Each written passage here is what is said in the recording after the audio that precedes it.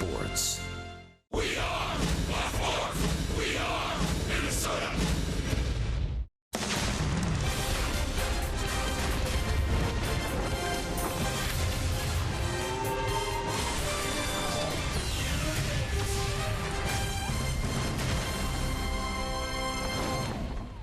The Twins have returned home from the West Coast. They're back in Minneapolis on a perfect night for baseball.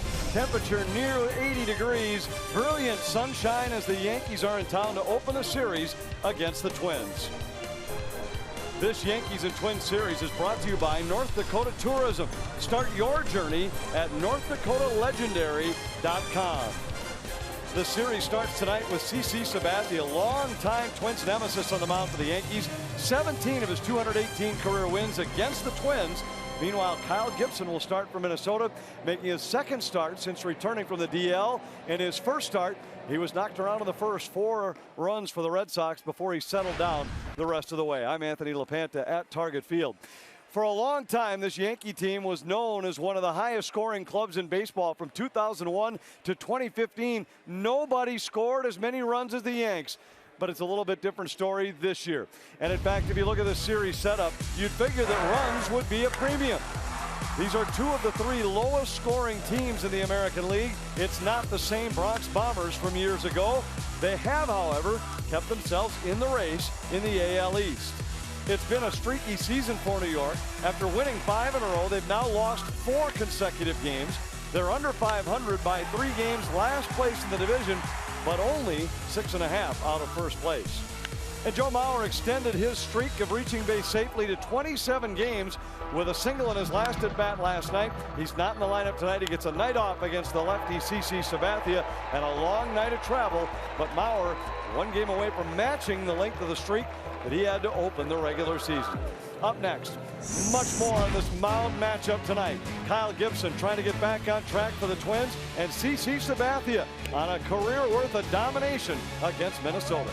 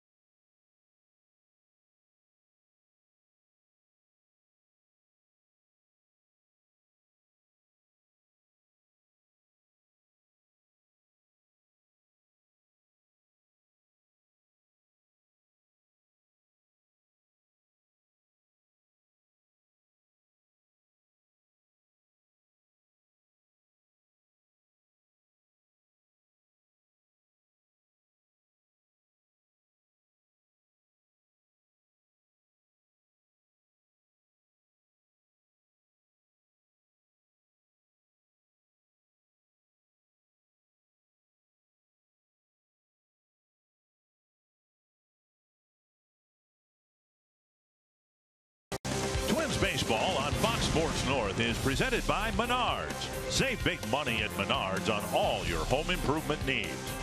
By Ram. Come discover great deals during the Ram Drive and Discover event. And by Sanford Orthopedics and Sports Medicine, for the everyday competitor in all of us. What a gorgeous night for baseball, and tonight the Twins open up a 7-game homestand against the Yankees, who have struggled scoring runs, but Brett Gardner's picked it up a bit in the month of June. Alex Rodriguez wasn't able to play in Colorado. There was no designated hitter, but he typically too hits very well against the Minnesota Twins. And we welcome you to Target Field. Dick and Burt with you for the opening game of this 4-game series, and the Twins are hoping that Kyle Gibson can get that first win of the season here tonight. Yeah, Kyle coming off an outing in his last start here against the Boston Red Sox, where he gave up 4 runs in the first inning, and that's been a problem for Kyle Gibson. You can see 4 2/3 innings. In the first 3 innings of 4 runs. After that, he pitched well, but he's given up 21 runs in his first 5 starts, 10 of them in the first inning. So we'll keep an eye on Gibson here, try to put a 0 on that board. And Gibson had that problem in the first inning against the Boston Red Sox, and then recovered after that, and the Twins will hope that he'll somehow be able to avoid that rough first inning. Yeah, again, Kyle is a ground ball pitcher. If he is on, he'll get a lot of ground ball outs, hopefully against the New York Yankees. And for the New York Yankees, it'll be CC Sabathia. 36 times he has started against the Twins. And this year, over his last 6 starts, he has been lights out. Only 3 earned runs allowed in 38 innings pitched. A little less than 100 games left, and the Twins want to get some good starting pitching. And tonight, Kyle Gibson's hoping for his first of many wins yet in 2016.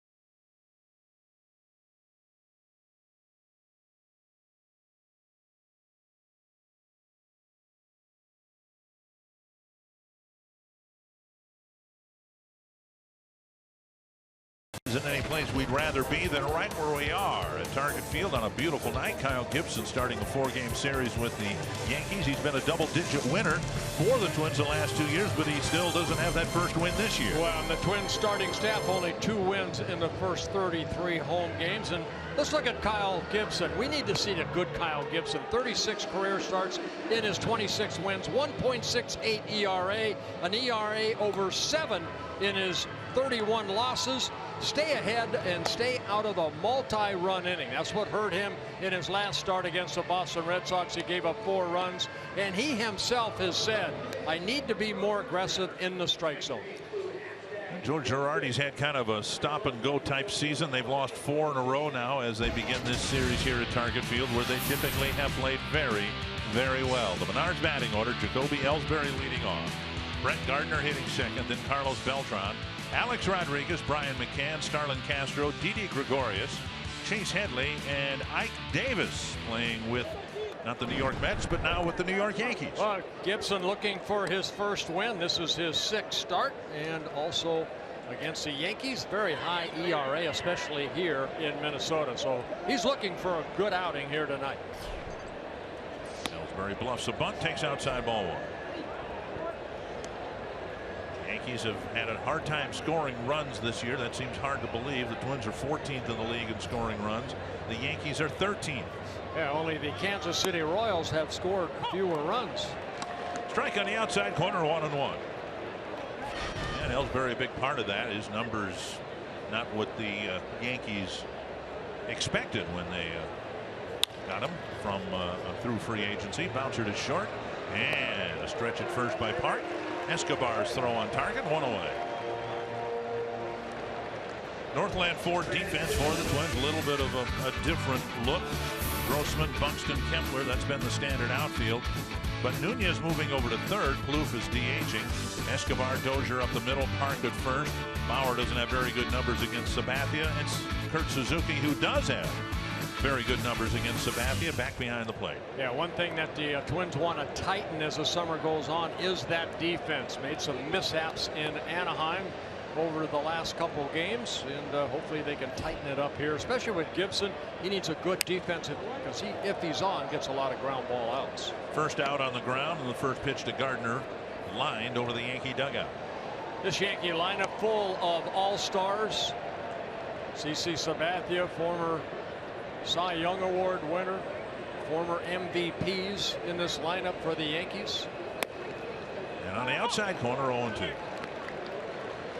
Pat Holberg calling balls and strikes. Mark Carlson, Quinn Wolcott, Paul Emmel is the crew chief, and in a 4-game series they'll each have a turn behind the plate.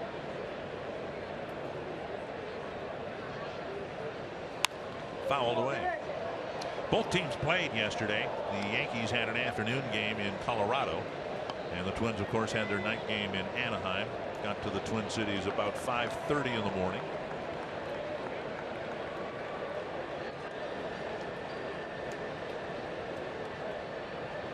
Two strikes to Gardner. And up and in. Gardner in his 9th season with the Yankees, 32 years old. He was an all-star last year for the Yankees for the first time. Line drive type hitter, excellent speed.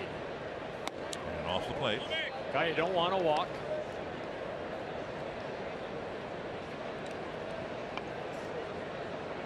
Two and two. For Gibson, his 6th career start against the Yankees. He has 1 win, 3 losses, and a 10.72 ERA against him. And another foul. Goal for Gibson here tonight is go deep into the ball game and then get a lot of ground ball outs. Trust that sinker down. Basically a sinking fastball.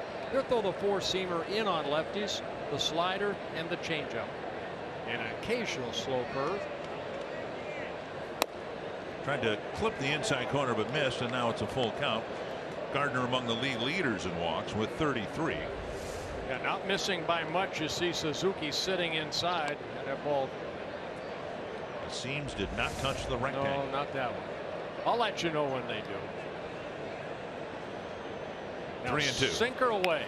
And a 3-2 bunt that will roll foul, and Gardner strikes out. Wow, I can't remember the last time I saw that. You know, some fields we've mentioned before have the grass going almost all the way to that line down the first and third base line. Gardner on a 3-2 pitch, just trying to get it on the grass, but instead it gets on that dirt, and the rotation of the ball takes it foul. I'm just wondering if you knew that it was 3-2. Maybe you thought the count was 3-1. Well, if it had stayed on the grass, it would, would have been a base hit. But as you said, it hit the edge of the grass and pushed the bunt foul. Here's Beltran having a really good year for the Yankees. And now 1-1.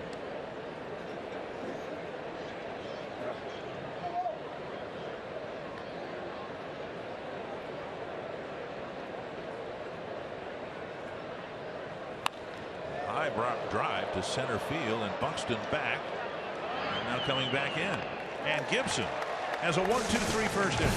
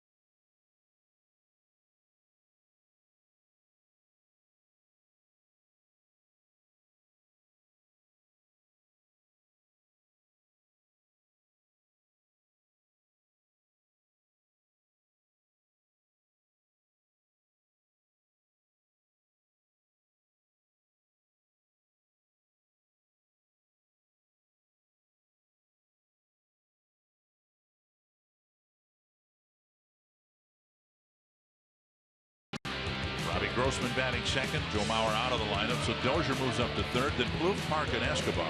Kepler, Suzuki, and Buxton.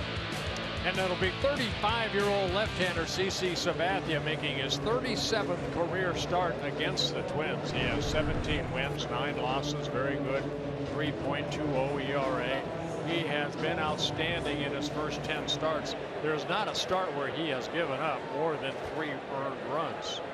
He has great earned run average at 2.28. Right, he has reinvented himself. He is not the pitcher that he used to be, but he still has been effective. As he delivers the first pitch up and away, and 90 miles per hour is the very top end now for Sabathia. He might crawl over that a time or two, but he sits right there around 89 and 90. And I like what you said right there in the word adjustment. You know, when you get older like Sabathia, or you're going through a stage where hitters are, you just don't feel as good, you have to make the adjustment as you get older. Sabathia, his 16th season in the major leagues, 8th with the Yankees, realizes he can't throw 94, 95 anymore. Now he's got to hit his spots, change speeds, and get that one thing he's always been able to do. Like that last pitch to Nunez, he's able to work inside to right-handed hitters. And he's relied more and more on a cutter that is effective in doing that against right-handed batters. So you'll see a lot of cutters inside to the right-handers, and then a changeup that fades away from those right-handed batters. Yeah, he's a big man that really utilizes his weight as it goes toward home plate. Well, that might have been the changeup there, up and away, and it's 2-2. They list him at 6'6", about 300 pounds, but he does a great job of getting to the balance point and then driving off of that pitching rubber. And upstairs, Nunez strikes out, 1 away. Well, nobody is right now, as active players have had more strikeouts than CC Sabathia. Northland Ford defense for the Yankees. Brett Gardner in left, Ellsbury in center, Beltran in right. Aaron Hicks not in the starting lineup tonight. Headley, Gregorius, Castro, and Davis, with Brian McCann behind the plate. Here's Robbie Grossman.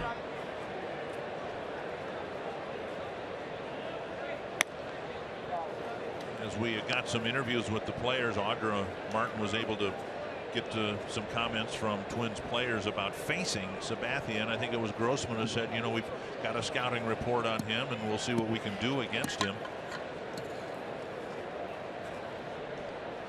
The way he pitches now, I'm not so sure that the same approach that the Twins used successfully against Dallas Keuchel might not be the same approach here. Keuchel kind of has the same repertoire that Sabathia does now.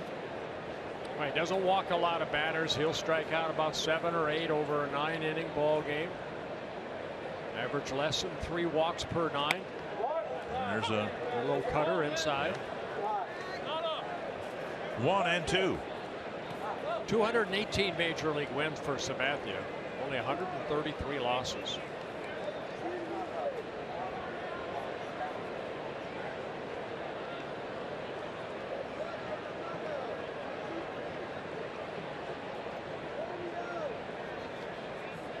Outside. That's the changeup. Grossman 0 for 3 against Sabathia. That's all the at-bats he has had against CC. 2-2 to Robbie Grossman.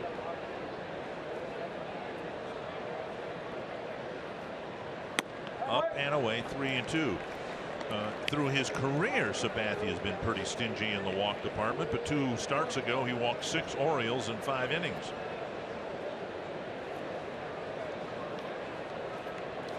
That tried a career high. 3-2 to Grossman. Checked his swing, and it is a walk to Grossman. So we've seen a patient approach here, which again was kind of what the Twins did against Keuchel in Houston when they beat him at Minute Maid Park. Tonight's Toyota Key stat in his last 15 starts against the Twins, a 10-2 mark and an ERA of 2.5. And look at the opponent batting average, only .224. Hitters are hitting only .221 this year. Right-handers .225, left-handers .192. He's given up only 2 home runs, 1 to a lefty, 1 to a righty. Dozier hitting third, with Joe Mauer hitting .163 in his 43 at bats against Sabathia. Good night to give Joe off. Dozier 3 hits and 10 at bats against Sabathia with a double. He's also walked 4 times.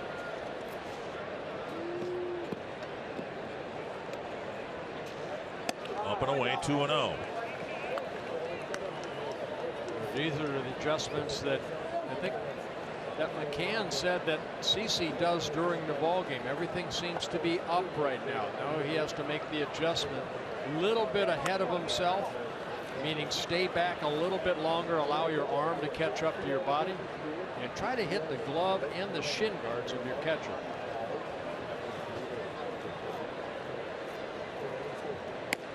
And up now, 3-0.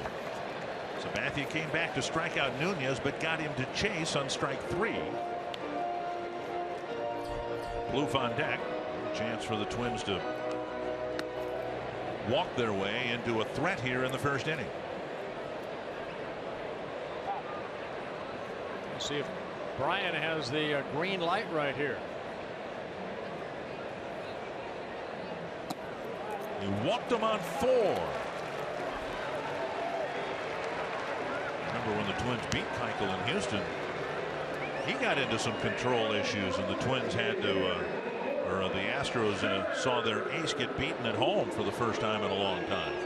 In tonight's game, we're participating in the Home Run Challenge to benefit prostate cancer research. So far, after 3 days this week, $1,260,000 has been raised, and you can make a pledge by going to homerunchallenge.org. The Twins organization also getting involved in the Home Run Challenge. They'll be donating an additional $10,000 for each Twins home run this week and $1,000 for every strikeout by a Twins pitcher. But therein lies the problem against Sabathia. He's only given up 2 home runs all year long. 2 on, 1 out, and here's Plouffe. Cutter inside, gets Swing and a miss.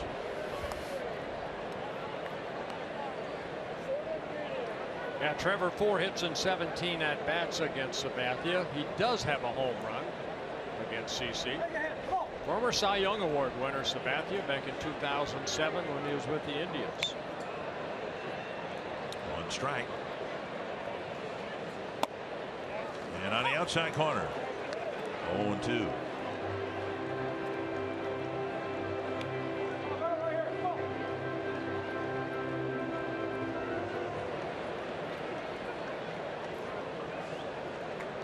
Grossman at second. Dozier at first. They've both walked.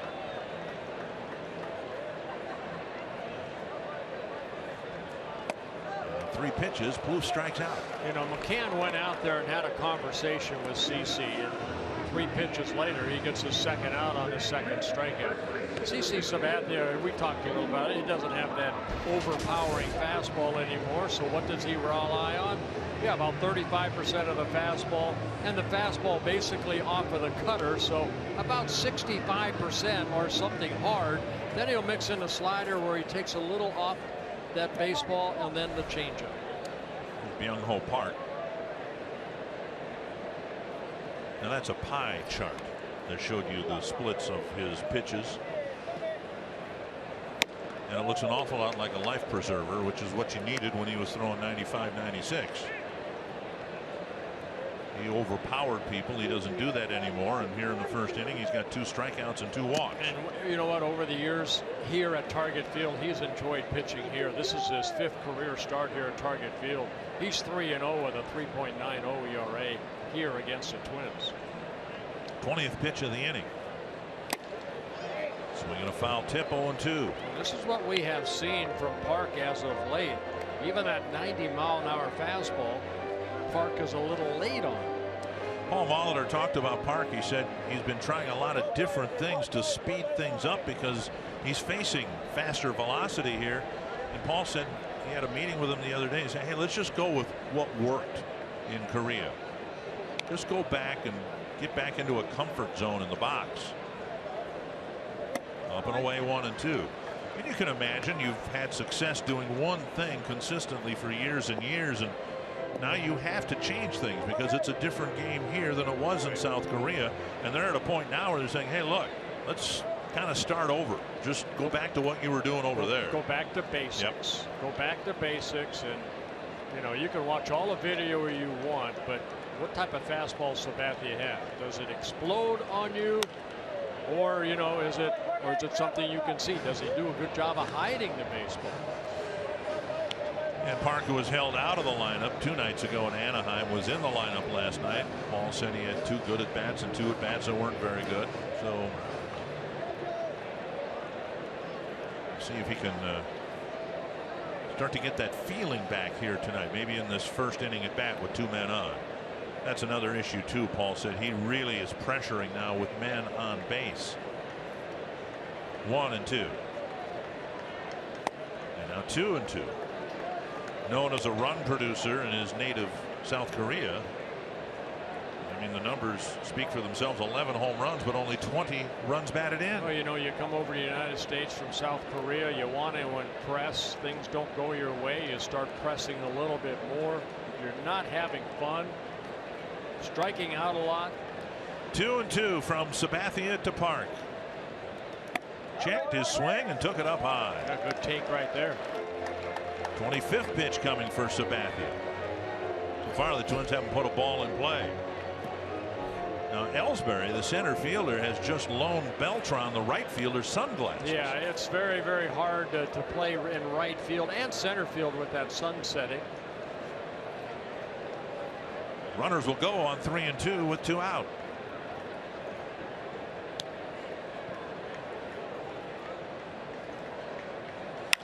Grounded, cut off by the third baseman Headley. He sets and fires and gets Park by a step. Twins take a couple of walks, leave them aboard. No score after 1.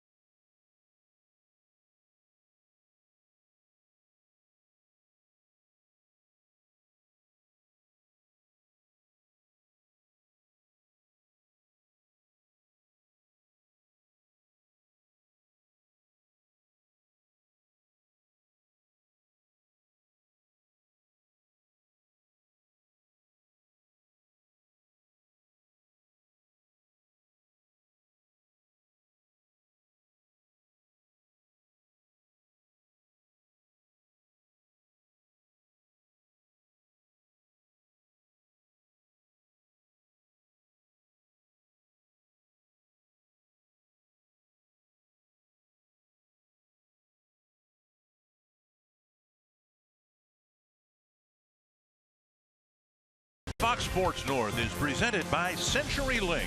Switch to CenturyLink Prism TV for an advanced TV experience. Learn more at cprismtv.com. And by Budweiser. This Bud's for you. Alex Rodriguez will lead off the second inning. Gibson shaves the outside corner, ball or strike one. Yep, good fastball down and away. Rodriguez averages down, but he has driven in 21 runs. He spent some time on a disabled list, right hamstring strain back in early May to the middle of May. And missing the inside corner, 1-1. Gibson got a ground ball out, actually two of them, counting Gardner's 3-2 bunt attempt, and one fly ball out.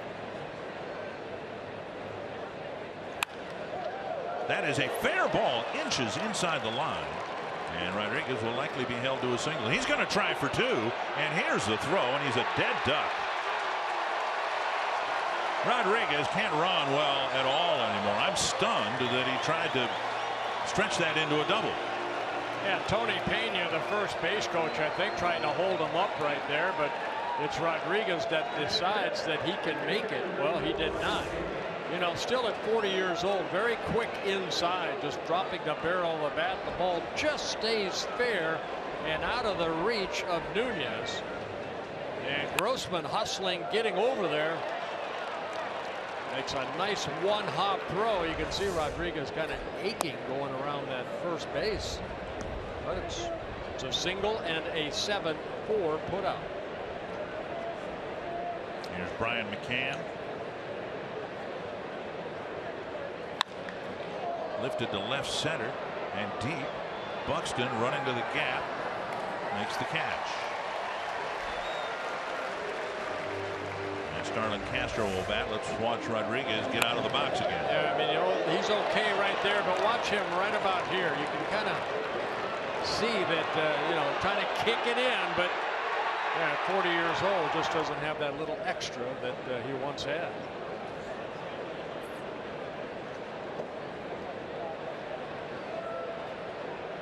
Two down, and Starlin Castro will bat.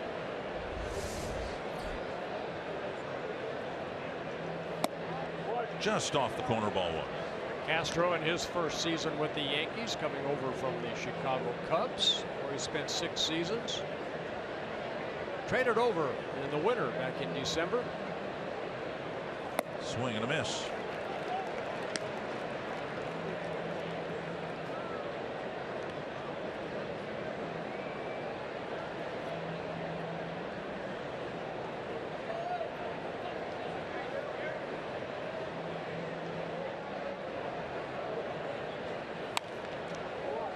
Inside. So far we've seen Gibson with a good game plan, moving the ball outside, inside. He's moving it back and forth. Very important for him to work both sides of the plate. Yes, he has that two-seamer like Rodriguez hit. A pretty good pitch. It was down and in. Then he lined down the left field corner. This is a pitch he has to throw over for a strike. That fastball down and away. Good pitch, just missing. But again, if he's missing, you want it right off the plate, not over the middle. You find out Pat Holberg, the home plate umpire, will he give you that little bit of inch or two? And not on that one. You keep hitting that spot, I guarantee you, you might get it as the game I hope goes not. on. That's not a strike. That's the way Greg Maddux pitched. Tom Glavine. You work that plate to make it a little bit bigger by hitting the glove. 2-2 to Castro.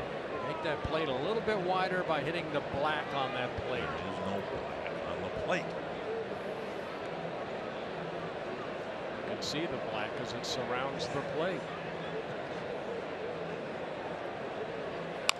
Good pitch. Chop to third. Nunez fields a fair ball, fires and makes a strong throw to get Castro at first. Good play by Eduardo Nunez. And Gibson faces just 3 men again in the second.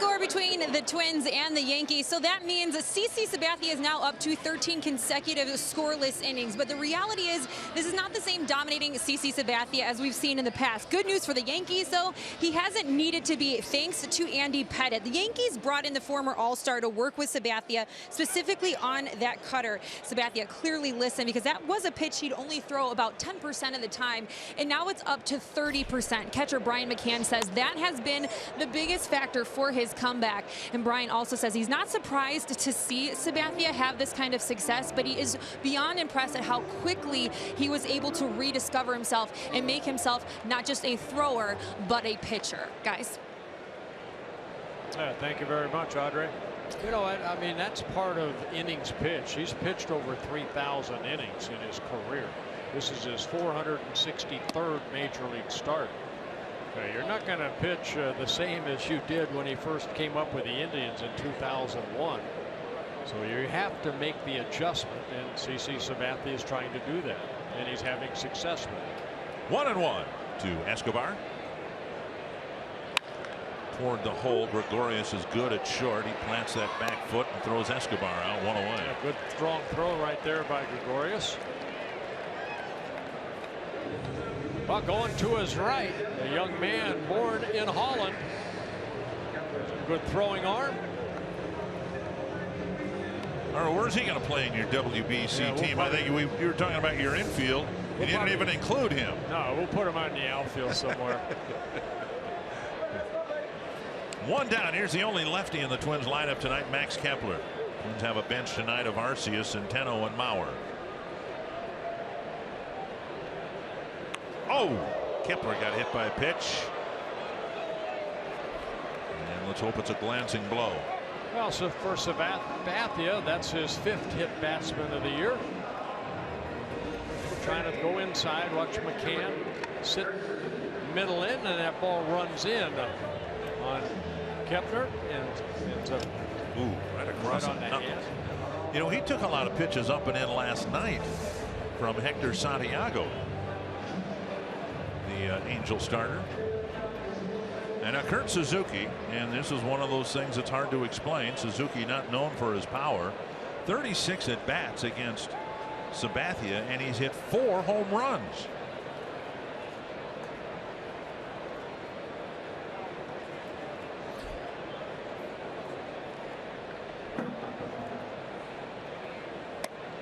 And a bell tie strike. Twins have had 3 base runners against Sabathia, but they don't have a hit yet. 2 walks in the first, and now a hit batter in the second. Yeah, Sabathia has been able to get 9 double plays turned behind him.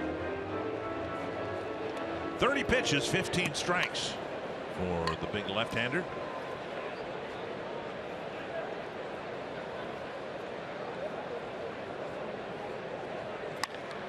Trailed down the left field line. Kepler will round second, go to third, and Suzuki continues to pick up extra base hits against Sabathia. That looked like a changeup right there. Kurt getting a barrel of the bat out quickly and hitting it right down that left field line. Right past Headley at third base. Waited back nicely, kept the hands back. Good pop in that bat. And runners at second and third with 1 out. Twins got runners at first and second with 1 out in the first, but never scored. Now Buxton, the number 9 batter. Figures to be a challenge for Buxton. Sabathia's cutter will be a pitch I'm sure he'll use in this at bat.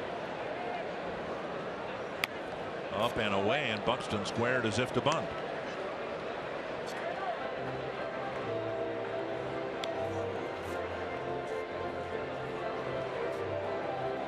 Corner infielders are playing in for the Yankees. Middle infielders back.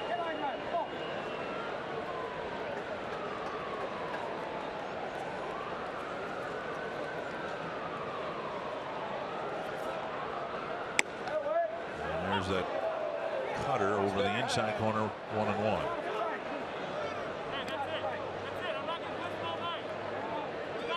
It started in the first inning, but some dialogue between the Twins dugout and home plate umpire Pat Hobart. Twins thought one of the strikes called to Plouffe was high in the first inning.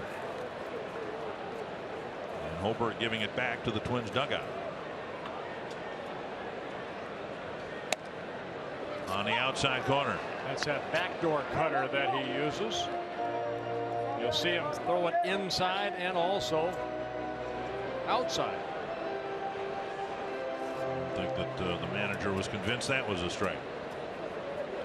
1-2. Neat contact here by Buxton. Up high. It's fair to describe Sabathia as laboring first time through the Twins batting order. A chance for the Twins to score first. 2-2 to Buxton.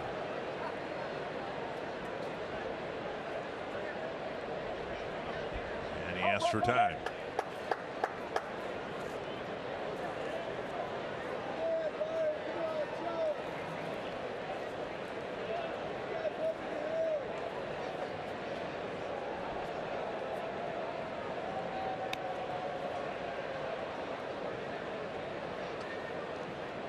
Checked his swing. Strike three, says first base umpire Mark Carlson. And I think he went 2 down. Yeah, that may be the slider right there, the cutter outer half of the plate after coming in a couple times. And yep, tried to pull it back, but I think the bat went a little bit too far. Sabathia picking up his third strikeout. And now Nunez, who struck out his first time up. Yeah, Nunez, of course, a former Yankee, would like to come back and get some big hits against him. This would be a big one right here. Put the Twins on the board first. 4 seasons he wore a Yankee uniform, signed by the Yankees out of the Dominican Republic back in 2004. Outside ball 1.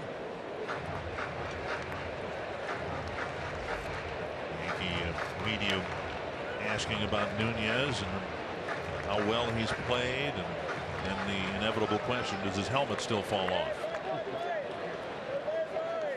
It did when he was a Yankee, and it does as a Twin. See if we can watch that helmet fly off here in this second inning at bat.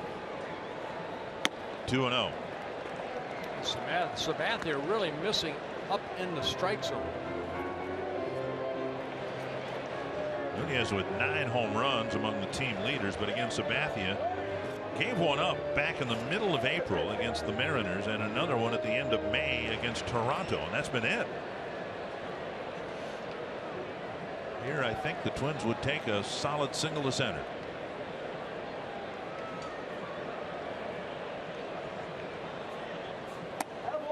Three and 0. A base is open. Grossman on deck.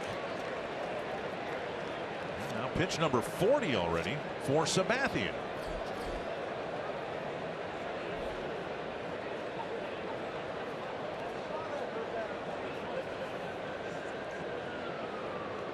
If Nunez is green lighted on 3-0. Chance to drive in a couple of runs. Takes a strike over the inside corner. It looked like he went with that cutter down and in. Yeah, not what you want as a starter. You want 2 strikes to every ball thrown, but yeah, perfect vision. 2020.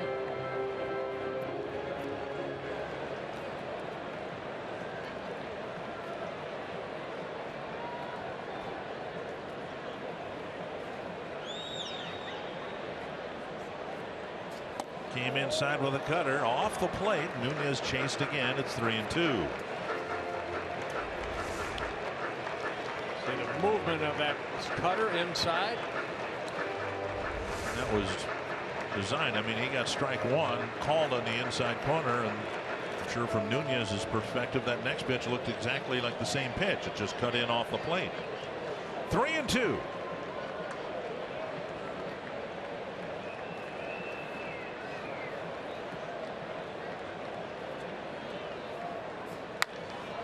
Foul over the Twins dugout.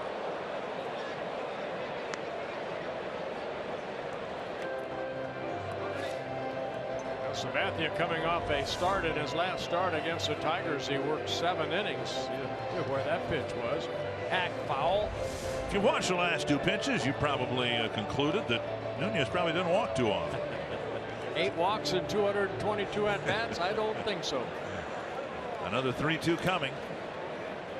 Nunez wants to not walk here. Wants to drive in a couple of runs. And he took a walk, and Grossman will step up with the bases loaded. Yeah, 3rd walk of the ball game for Sabathia, and a hit batsman.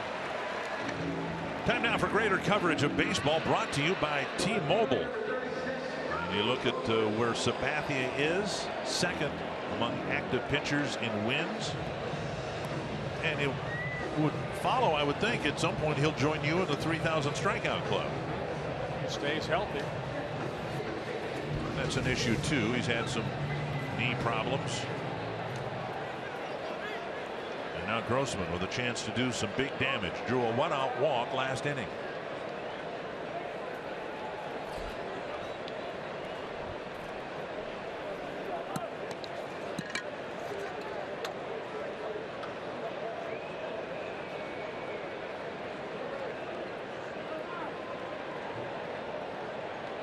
Grossman is a right-handed batter, hitting .382. 13 hits, 34 at bats. 6 of those hits extra base hits. Tickles the outside corner. Now Holbrook is giving Sabathia that pitch right there that starts on the outer half of the plate and works its way over. So a lot of cutters by Sabathia.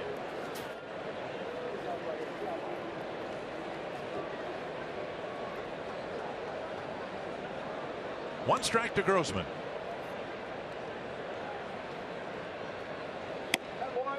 Strike 2. Grossman maybe asking, is that a little bit on the high side?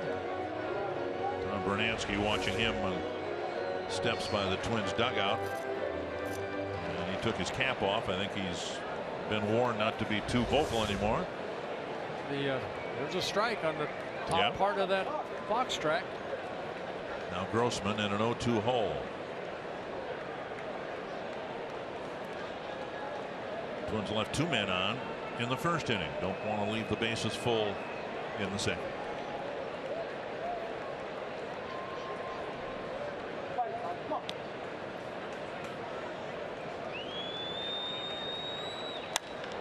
Liner to the first baseman.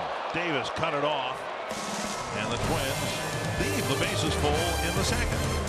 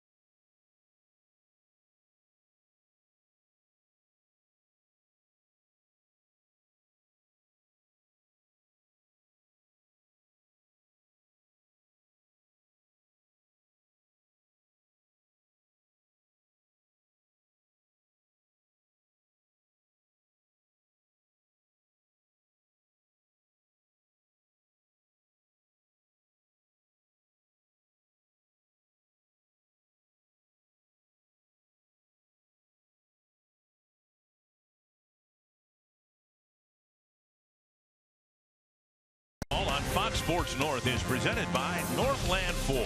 Visit northlandford.com and your local Northland Ford dealer today. and by Grand Casino. The best stories start here. What's yours? No score as we go to the third inning. Twins have had threats against CC Sabathia, but the veteran has gotten some big outs along the way. Meanwhile, Gibson's gotten 6 outs from 6 men. Yeah, on 25 pitches, which is good. Keep that pitch count down. Go deep into the ball game. Good strike right there. 4 of 7 first pitch strikes for Gibson. Gregorius, Headley, and Davis here in the third inning.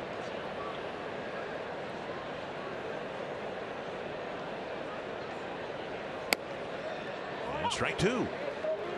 Gregorius, 26 years old. He came up with the Cincinnati Reds in 2012, a couple years with the Diamondbacks in his second season with the Yankees. Taking over for Derek Jeter at short. Some big shoes to fill. The young left-handed hitter.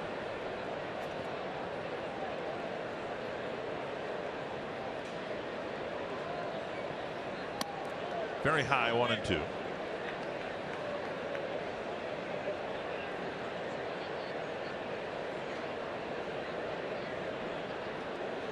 Gibson with 1 strikeout, but it came on a bunt attempt by Gardner in the first inning.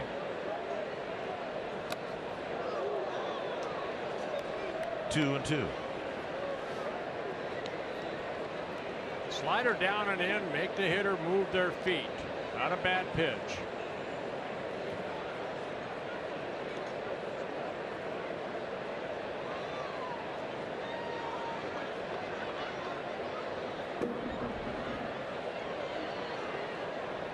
Another slider. Right off the end of the bat, foul. Gregorius, the second Dutchman to play short for the New York Yankees. The other one, Robert Einhorn, who played in 1994 to 96. And lost his job to Derek Jeter. Yes, he did. Swing and a miss, a changeup. Got Good it. changeup right there. Gibson picks up his second strikeout.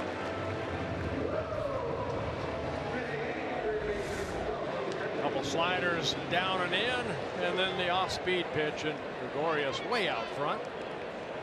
Swings through it. That'll bring up Chase Headley. Twins have a pull shift on for Headley. Strike on the outside corner, and so far Gibson's looked sharper than he has in any of his prior starts this year. Working ahead in the count, working both sides of the plate, changing speeds. Taken low, 1-1. Headley, a switch hitter, is a left-handed hitter, hitting .263. 2 of his 3 home runs from the left side of the plate. He's in his 3rd season with the Yankees, formerly with the San Diego Padres. And a base hit to left field, dropping a soft single in front of Grossman.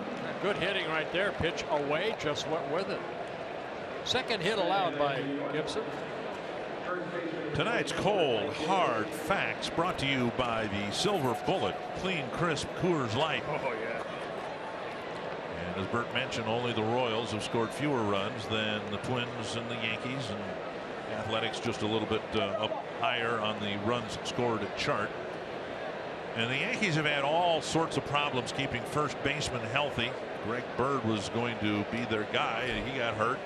And everybody they've run through there, except Ike Davis, has had an injury issue, and they just picked him up last week. Yeah, Mark Teixeira, of course, you know, the guy that has been there, he's on a disabled list. And then you went out and got former Twin Chris Parmalee, who played, what, a handful of games. He ended up pulling a hamstring. And quite an impact. He had a couple of really good games. Yep. Now, like Davis in his 3rd season since being signed just 3 days ago. Yeah, Monday they signed him. Lifted foul over the Yankee dugout. Davis, of course, the son of former Twins pitcher Ron Davis. And some good years with the Mets. His best year coming in 2016 when he hit 32 home runs. And while his dad was a closer for the Twins, Davis was born here in the Twin Cities in Edina. Actually, let me correct myself. Davis had left the Twins, but Millie, his wife, had a doctor here that she likes. So when it came time for the birth of Ike, Millie came here to the Twin Cities, and so I guess based on that, Ike Davis is a Minnesota native. Over at Southdale, where my 2 oldest children were born. 1-2. Could be 2. Dozier. Escobar. A 4-6-3 double play, and through 3 shutout innings, Kyle Gibson has faced just 9 batters, and Brian Dozier will lead off the bottom of the 3rd.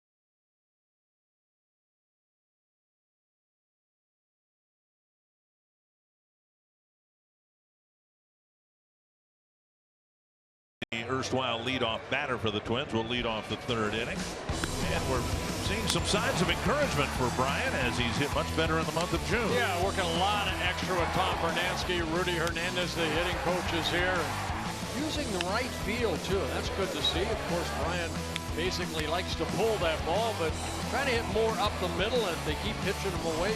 Some of his hits have gone that way. See if the Twins can clog the bases again against Sabathia in the 3rd. On the ground right to Gregorius. 1 down. The Yankees had a pull shift on for Dozier. He hasn't run into teams who do that, or who have done that in the last couple series. 1 out Trevor Plouffe will bat our Carsoup.com trivia question. Who are the only 3 pitchers to win 100 games with 2 American League teams? And we'll go with the fact that you're looking at one of them. I think Sabathia has done it with Cleveland and the Yankees, and then there are 2 others who did. What about Gaylord Perry? He bounced around so much, and I suppose most of his wins came with the Giants, right? Right. 1 strike to Plouffe. He struck out on 3 pitches in the 1st. And now strike 2. You know, Sabathia, pitcher, we saw him struggle the first 2 innings. 46 pitches, 5 men left on base by the Twins, and this is a veteran. He you know, you have to try to get him early before he can find that right groove. Twins had their chance. They were unable to score a run or 2 off of him in the first 2 innings. 1-2.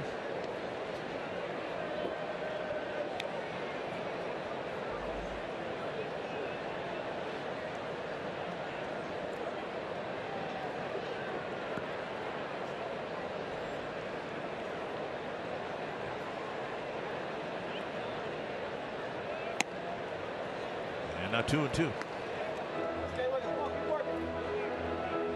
Now, Sabathia had a very good season or career in Cleveland for 7.5 years, and then he went to the Brewers and helped them get the postseason. Then was a free agent, signed with the Yankees. And Plouffe chases the pitch away, striking out for the second time. 2 down. Sabathia picks up his 4th strikeout. Time now for today's Lowe's home field advantage. The Twins offense in the last 11 home games has picked up the pace a little bit. 17 home runs the last 11 games. And a good batting average. Just under 5 runs per game. 2 down here in the third. We'll see what Byung Ho Park can do. Get a ground ball and a couple of hops to Headley, who threw across to retire Park and end the first inning threat.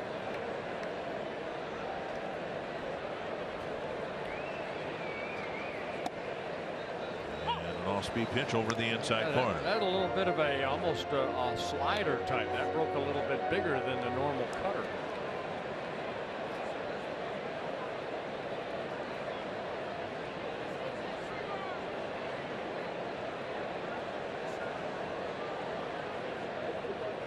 A deep drive down the left field line, but foul.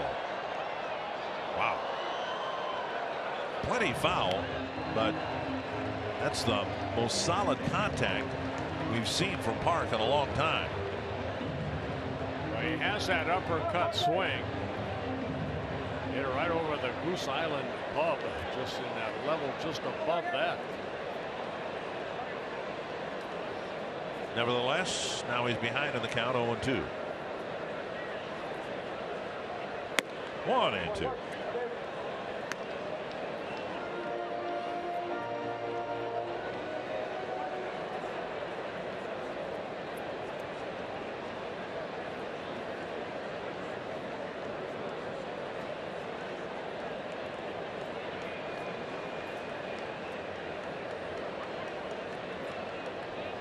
Breaking ball. That time he missed. It's the same pitch he's used effectively to right-handed batters hitting the outside corner. Now 2-2.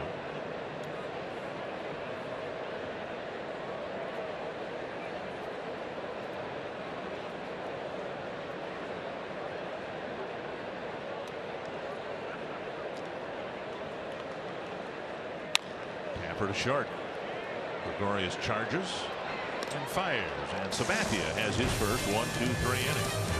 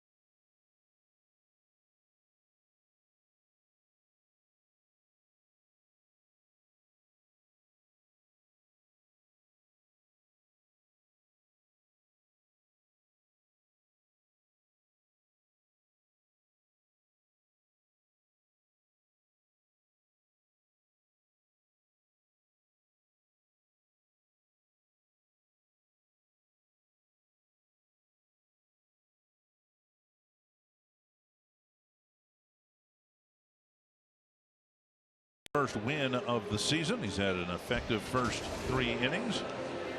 And this winter, an invitation for you to join us down at the 2017 Twins Fantasy Camp, second week of January in Fort Myers. And it'll be the closest any of us ever get to living the life of a major leaguer. And look at the list of coaches, instructors. And it's always a pleasure to have Stan Dickman, who runs the camp, does a great job running the camp.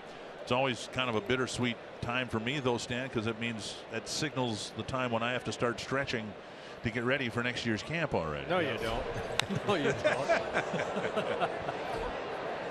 To right center field, Buxton wants it, and one very quick out. But good to have you with us. Well, thank you guys, and Dick, everybody looks forward to having you down there.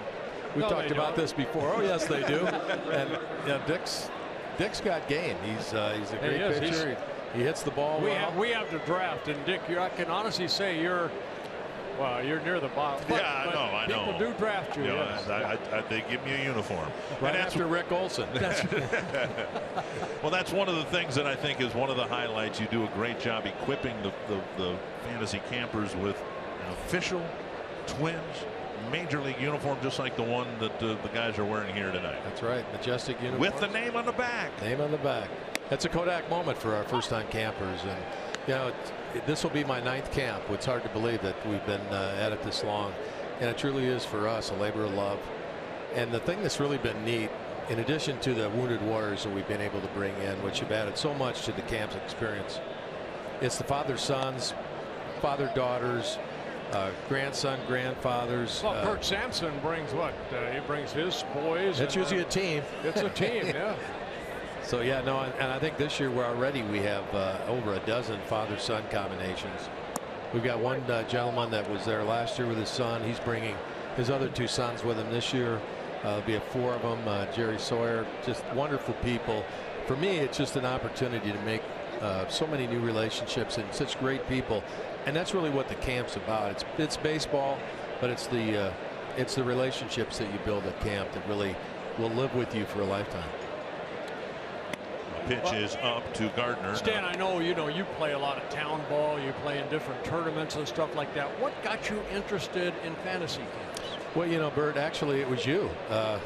In 2002, I was laying on the couch and not much different shape than I am right now, but I can remember hearing you talk about fantasy camp in 2002, and I thought, you know, that sounds kind of intriguing. And so I went to the website at that time and shot an email off. The gentleman that ran the camp at that time called me, and I was a little concerned about the quality of play. I hadn't played baseball in 27 years, and I didn't want to embarrass myself, but I also didn't want to go down there with people that couldn't even play catch. Tap to the right side should be an easy play for Dozier. Gardner retired. I tell you what, Stan, so happy that you got involved because of this is going to be the 9th year. And I've had so many people, campers, come to me and say, this is the best run fantasy camp I've ever been to. And they're at numerous other ones, too. Well, that's great to hear. And I guess the numbers have kind of spoken for themselves. We're almost full right now. Actually, the website, I think the Twins website currently, it said that we are full. That will be changed. We're not quite full. And I actually talked with a couple of people through Herbeck and Laudner before I came into the booth tonight, and I think we got 2 more campers signed up while we were waiting here. So it's been That was in Herbeck's bar, was it? Well, yeah, are they sure they signed up? That's a fair question, but yeah, it was in Herbeck's bar. I had a Diet Coke. I'm sure Marcia believes that. So. I tell you what, as a former player, and I can speak for Herbeck and Laudner and everybody, all the other pros that come, and we got a great group of guys that love to interact with the campers, and that's the big thing. You go to a fantasy camp, and you know the pros put themselves on one side of the clubhouse, and you know the players on the other. No, we interact well, and you don't know what might happen in somebody's locker. No, that is a fact. That is a fact. Horseshoes.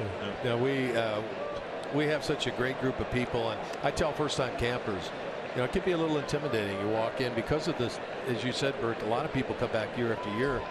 It can be a little intimidating, but the group of people that we have, you're a stranger all of about 30 seconds with that group. You become a family. Yeah, it is. It's like a family reunion every year.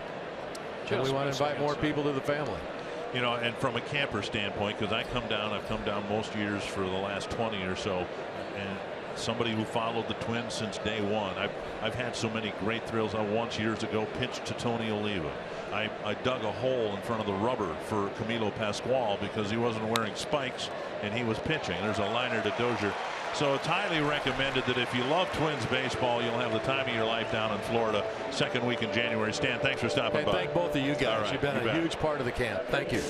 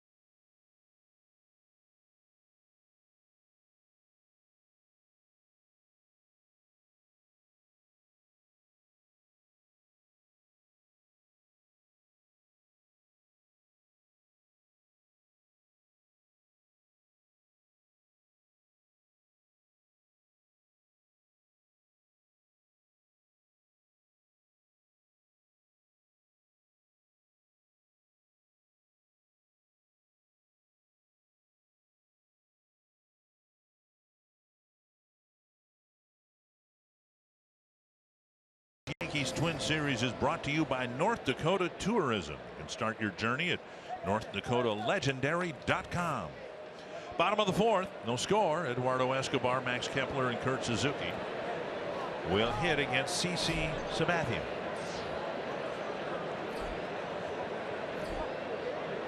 Escobar takes up and away. Escobar had a good at bat against Sabathia. He hit it to the right of Gregorius, the shortstop, and Gregorius made a nice play to get Escobar at first base. That was the first out in the second inning.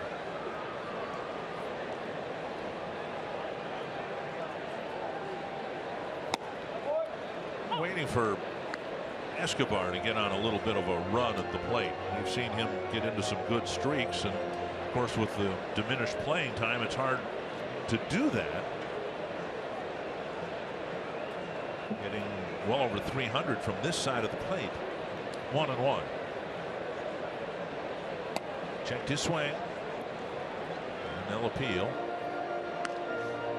A changeup right there, just missing away. Escobar came into this ball game against Sabathia, 2 hits in 6 at-bats. He hit the ball sharply in his first at-bat. 60 pitches, 33 strikes. Fouled away. 7 games in the next 10 for the Twins over 11 days, so an odd-numbered season series. There will be a winner. Twins haven't beaten the Yankees in a season series since 2001. Lots happened to these two teams since then. Tom Kelly was the manager that year. Twins survived a scare of contraction. Twins have moved to this ballpark. Yankees have moved to theirs. Tap to the left side. Headley has an easy play. Goes low, dug out by Davis. 1 away. And Kepler will bat. July 1st is University of North Dakota night here at Target Field. A limited number of UND theme night ticket packages are available that include a game ticket and green and white Twins cap. Learn more at twinsbaseball.com/UND or call 800-33-TWINS. One down. Here's Max Kepler. He was hit in the hand by a pitch his first time up.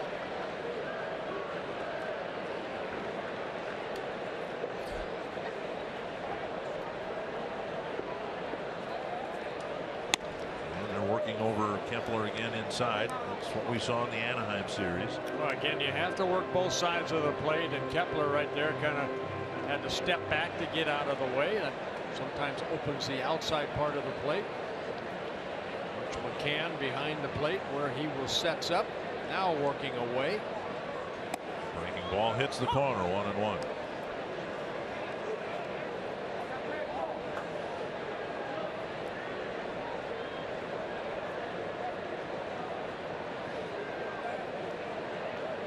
Playing Kepler to pull. Gregorius on the second base side. And that's into the right field corner, fair by inches. It hits the diagonal wall, and Kepler will dig for second. It's the second time that the Twins have a double down the line. Suzuki hit one, and it may have cost the Twins a run in the second. If the ball had gotten into the corner, Kepler may have scored in the second inning. Here, this would have been a double, maybe a triple if it had gotten into the corner. Well, it looked like he hit a pretty good pitch. It was down. Watch, almost deja vu from the pitch before, but Kepler reaching out before it could get into the glove of McCann. Looked like he hit right on the chalk line. Karam's off that short wall. And a double for Kepler, his 6th double of the year. Fox Second hit Tracks, for the Twins. presented by Ram. And now Suzuki hit a double down the left field line, and it hit about the same spot on the wall down the left field line back in the second inning. Up and in.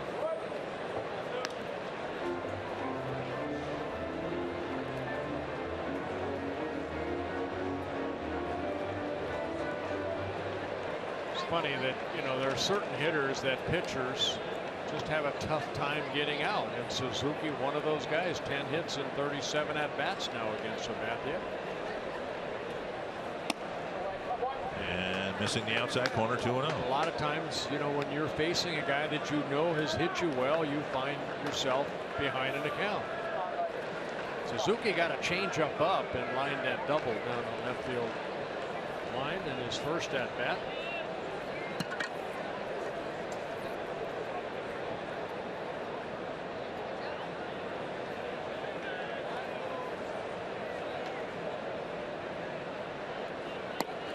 hits the corner. 2-1. With the breaking ball, the cutter away. Suzuki generally has struggled against left-handed pitchers. Just not this left-handed pitcher. This year he has struggled against lefties.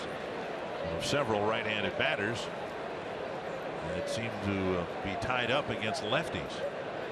Park, Buxton also having problems. Up the middle, off the leg of Sabathia. Kepler to third. Suzuki gets an infield hit. And the big man had the ball hit him, and it may have kept Kepler from scoring. First and third now for Buxton. And again, you know, you get into that count, the hitters count.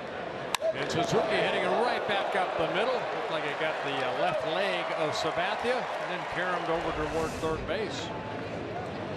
Another opportunity now for Byron Buxton. Davis and McCann to the mound. Buxton came up with runners at second and third and one out. And on the first pitch, threatened to drop down a safety squeeze bunt. And we might see that here because Buxton has really struggled against lefties. It's just the opposite of what you would expect. This year he has just 3 hits in 26 at bats, and one of those hits was a bunt hit. And Sabathia struck him out on a check swing in the second. That's the 43rd time that Buxton has struck out in 100 at bats. And he threatened to bunt again, took up an away ball 1. Now Buxton hitting right-handers at a 247 clip, and that's nothing to write home about. But the real issue for Buxton has been left-handed pitching. Yeah, the home run coming in Anaheim against a right-hander. Also added a couple doubles in that series.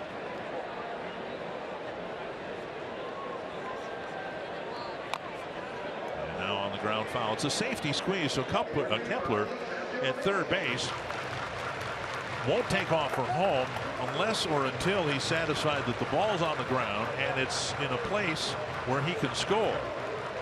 In other words, if Buxton just puts it down on the ground and it stays near home plate, Kepler won't try to come home. Yeah, it looked like he tried to take that ball with him toward first base, but Ike Davis, very good fielding first baseman. Sabathia is a lefty, of course, would have a hard time covering that ground between first and the mound. 1-1. Foul back, now it's 1-2.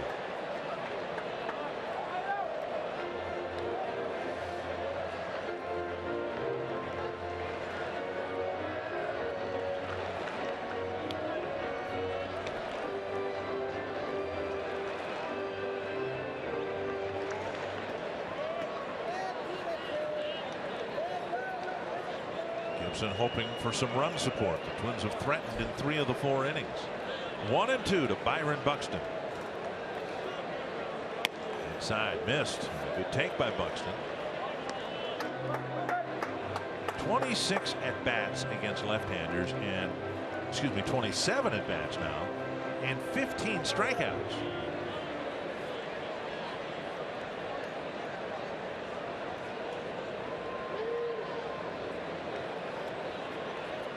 Two and two. And he got a piece.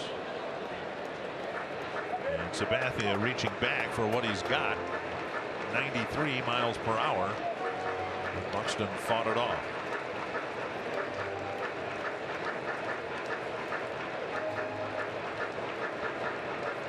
Sabathia came into the game 4th in the league in earned run average. Has extended his scoreless innings pitch to 15.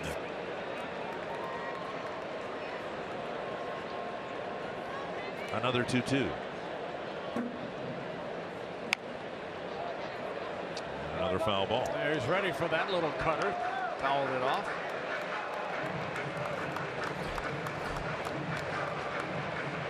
.75 pitches on the high side. Sabathia 43 strikes, 57% strikes.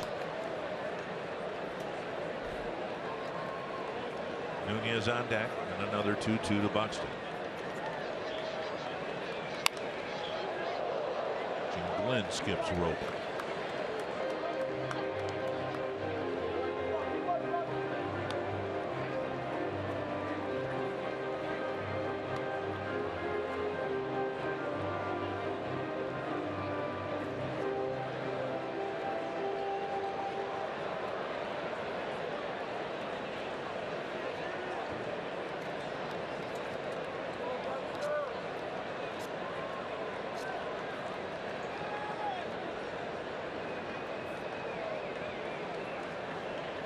Up and away now, 3-2.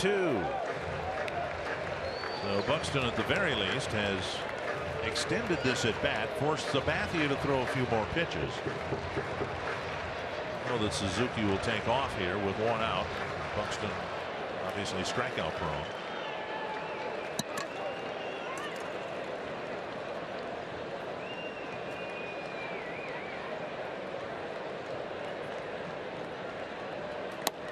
Strike three call as he went back to that backdoor cutter to hit the outside corner, 2 down. A long at bat, but Sabathia wins the battle. His 5th strikeout, getting Buxton for the 2nd time with runners in scoring position.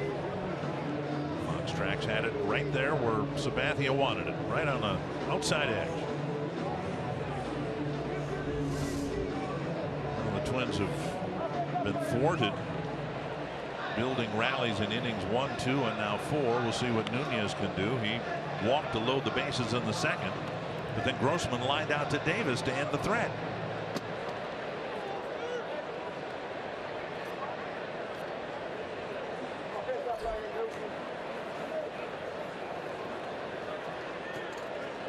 Nunez has not put a ball in play, striking out in the 1st and walking in the 2nd.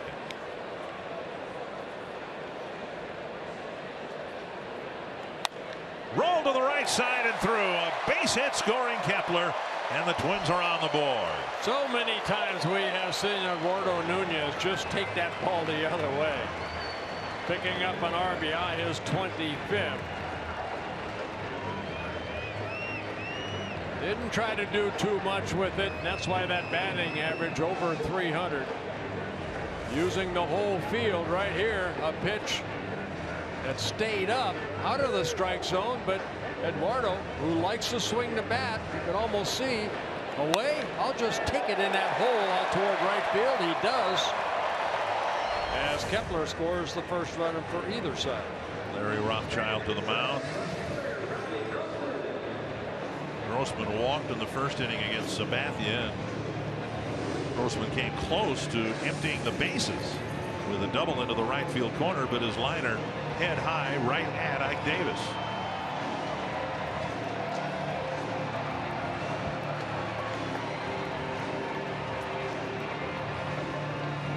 Suzuki at 2nd, Nunez at 1st.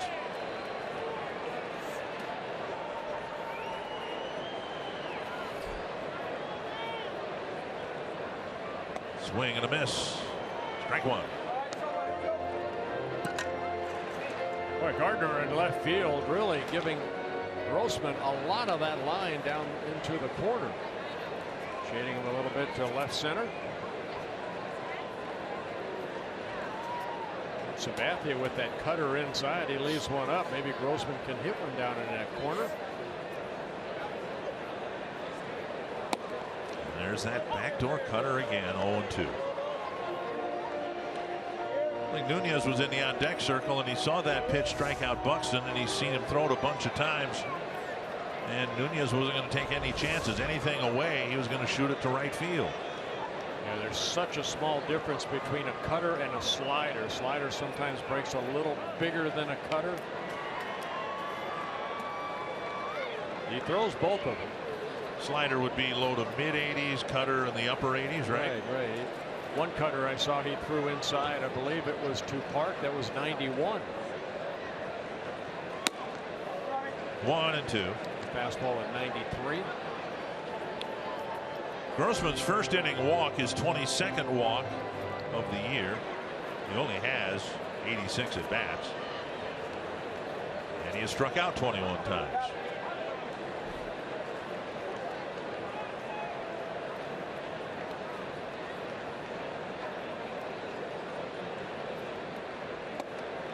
Out in front, and Grossman strikes out to end the threat. The Twins leave 2 more, but they do score 1 on a Nunez single. 1-0 Minnesota.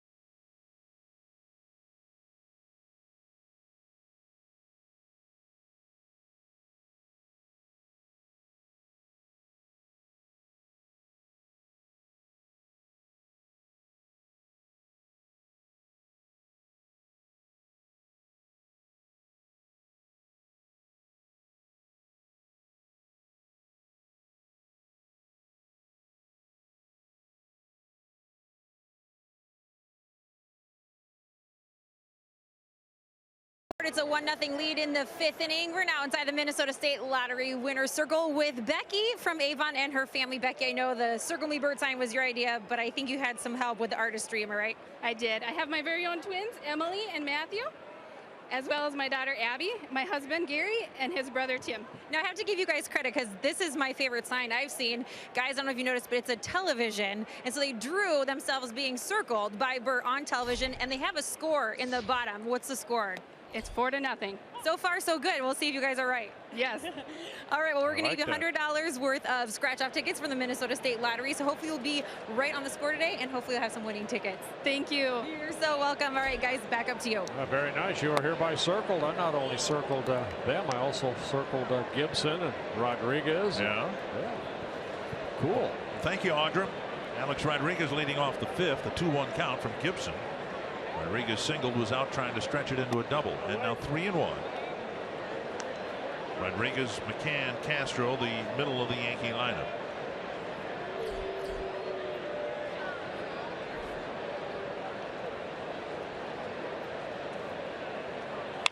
Chopper left side. Escobar sets and fires to Park. A little bit of a stretch on the other end, one away. Sanford Health Injury Report. The news today: Glenn Perkins is going to have shoulder surgery, fraying in the left labrum, the shoulder area. Hasn't pitched since the first week of the season, and Perkins' season is done.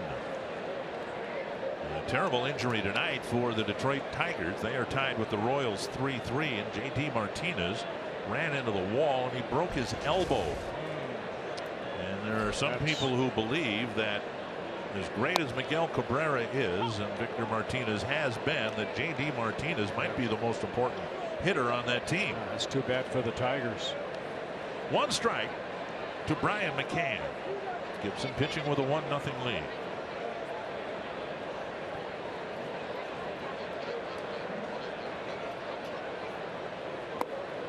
And down and in, 1-1.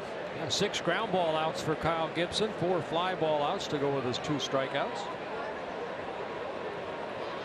Double play turn behind him to end the 3rd inning. Now the 3rd double play turn behind him this year. Off the plate, 2-1. It's hard to figure, other than it's just age settling in for some of these Yankee players, but they were 2nd in the major leagues in runs scored last year. And now they're 3rd from the bottom in the American League. There's a strike on the inside corner, 2-2.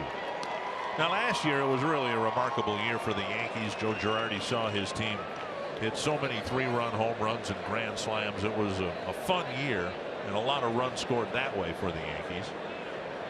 Yeah, they got into the wild card, but ended up losing 1 game to the Astros. And McCann strikes out. And strikeout number 3 for Gibson. Good slider down and in.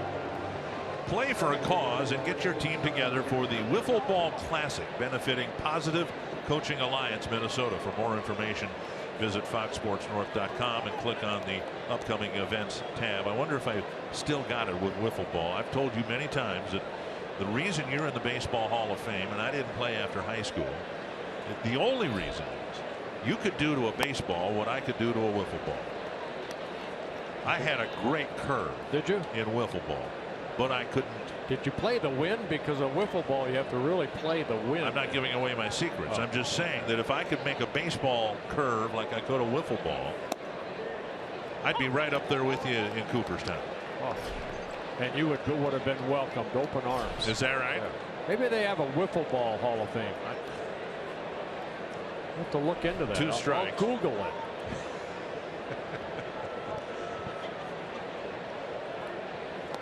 Swing and a miss. Good inning for Gibson. He has set down 7 men in a row, and he's got a 1-0 lead.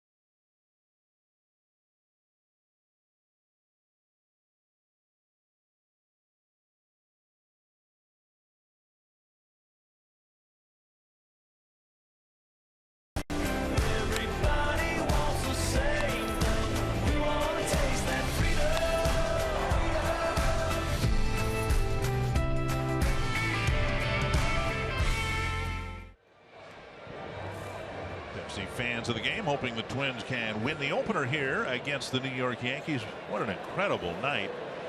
And while the product on the field has been very disappointing for everybody involved with the Twins this year, this is just fantastic to be here at this ballpark on a gorgeous night. Brian Dozier will lead off the fifth. Up and away, ball one. Now, I did make the mistake today on a rather humid day of wearing a linen suit, and it kind of made me look like I slept in it, and then I realized I did. You get a good night's sleep last night? Here's a drive down the left field line, and it will hook foul. Yeah, I'm not a plane sleeper, you know, to sleep on the plane, so I didn't really go to bed till about 6:30 and slept for a while. Yeah, I feel good. How about yourself? You slept on the plane. I slept on the plane for a couple hours, and as you suggested the other night, I really think that it's something that will be addressed by the Players Association in the next collective bargaining agreement. 1-1, and a bunt up the line, and it rolls foul just before Davis could field it near the bag. The Yankees, as we said, had a day game yesterday in Colorado, so they got in at a decent time. The Angels, who hosted the Twins in the just completed series, didn't play at all today. They're gathering now at the airport to fly to Oakland. And, you know, we should have played a day game yesterday. Right. Basically, that's what it is. Like to believe that everybody who plays the game is making enough money at it, so why not have better working conditions? And so we'll see. No complaints. It's just it's not the best. It's not conducive. There's a pitch just off the plate. It's not conducive to a good product on the field when you're getting home when everybody else is going to work. Yeah, but the Twins aren't the only team that have run into this problem. No, so not at all. I agree. That's what baseball needs to look at. 2-2 to Dozier, leading off the fifth inning. You know, and one more thing, there are ball clubs that are very generous. I think the Twins do a good job of, you know, trying to take care of the other team with their travels. I know Oakland's very good at that. A lot of getaway day games. So it can be done. 3 walks already for Sabathia. He's hit a batter. Popped up, backing out of play. In fact, he walked Dozier in the first inning. Sabathia's outing here, a lot like his outing was a couple outings ago in Baltimore when he worked 5 innings, only gave up 2 hits, no runs. That's the game that he walked and tied a career high with 6. But he threw 111 pitches into 5 innings. And right now, this will be pitch number 90. Chop foul. He's trying to get the first out here in the 5th inning. Since we mentioned the travel, I can tell you because I witnessed it. You know, coaches and players do different things on the plane, but now the technology is there to get a scouting report on the next day's starting pitcher while you're 30,000 feet in the air. And some guys were doing that. Robbie Grossman talked about the game plan tonight against Sabathia. There's a drive to center. It's hit well. Ellsbury back, and that ball is caught on a warning track about 400 feet from home plate. Fun to watch center fielders with speed. Of course, the Twins have one in Byron Buxton, but Ellsbury, very, very solid center fielder. Really good at bat by Dozier, but a nice catch by Ellsbury. Our Soup.com trivia question: only 3 pitchers have won 100 games with 2 American League teams. I had one, and now I'm. You lost him? I lost him. Messina, Lefty Grove, I wouldn't have gotten. Sabathia, we already gave you, so we got the answer right. Ding, ding, ding, ding. That might be Messina. Good career in Baltimore, also a good career with the Yankees. Here's Plouffe. And strike 1. Trevor struck out swinging twice against Sabathia. I mentioned Sabathia won the Cy Young back in 2007 when he was with the Indians. That's the year that he was 19-7, 3.21 ERA, worked 241 innings.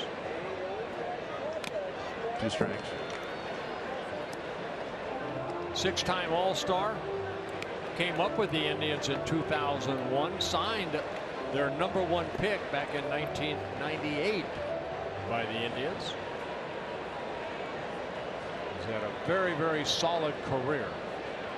And what impresses me is he admitted that he had some personal issues last year. He dealt with it, and he's back on that mound competing.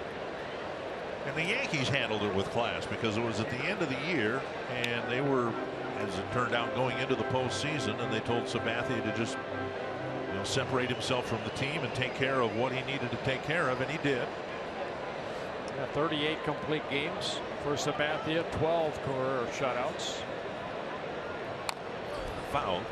You talked about his 2007 season, nearly won 20 ball games, won the Cy Young Award. His next year was remarkable in that he had a so-so year with the Indians going, and then he almost single-handedly pitched the Brewers into the playoffs. 11-2. 17 starts, a 1.65 ERA, 7 complete games, 3 shutouts, several on short rest. 1-2 to Plouffe. Fouled back. Yeah, he was a workhorse. You combine that Indian innings with the Milwaukee innings, that's 153 innings, or excuse me, 253 innings pitched.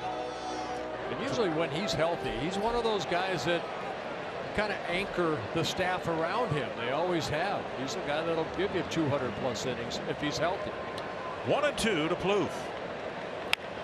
And that will roll through the left side. Good at bat for Trevor Plouffe, getting a base hit right there. Got jammed a little bit, maybe broke his bat, but found the hole between third and short. Twins pick up their 5th hit. After a weather-shortened day out at Oakmont, first-round coverage of the 116th U.S. Open will continue tomorrow morning, 7 o'clock Central on FS1, followed by regular second-round play on FS1 and Fox, or you can watch it all live on Fox Sports Go. I understand they got some rain there. A lot of rain. Here is Park. A couple of ground balls to the left side. Neither one hit particularly hard. In his second at bat, he hit one a ton that was about 30 feet foul down the left field line. Outside, ball 1.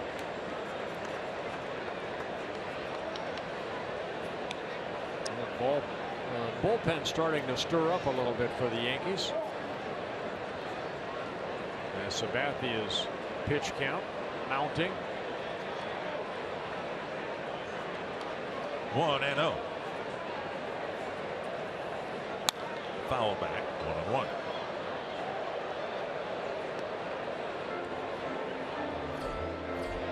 Well, a lot of pitches thrown, 25 in the first, and then 21 in the second. The 11 in the third, a quick inning, 1-2-3 inning, the only 1-2-3 inning he's had. 26 last inning, and this will be pitch number 100 for Sabathia. 17th pitch of the inning. It's a called strike, 1-2.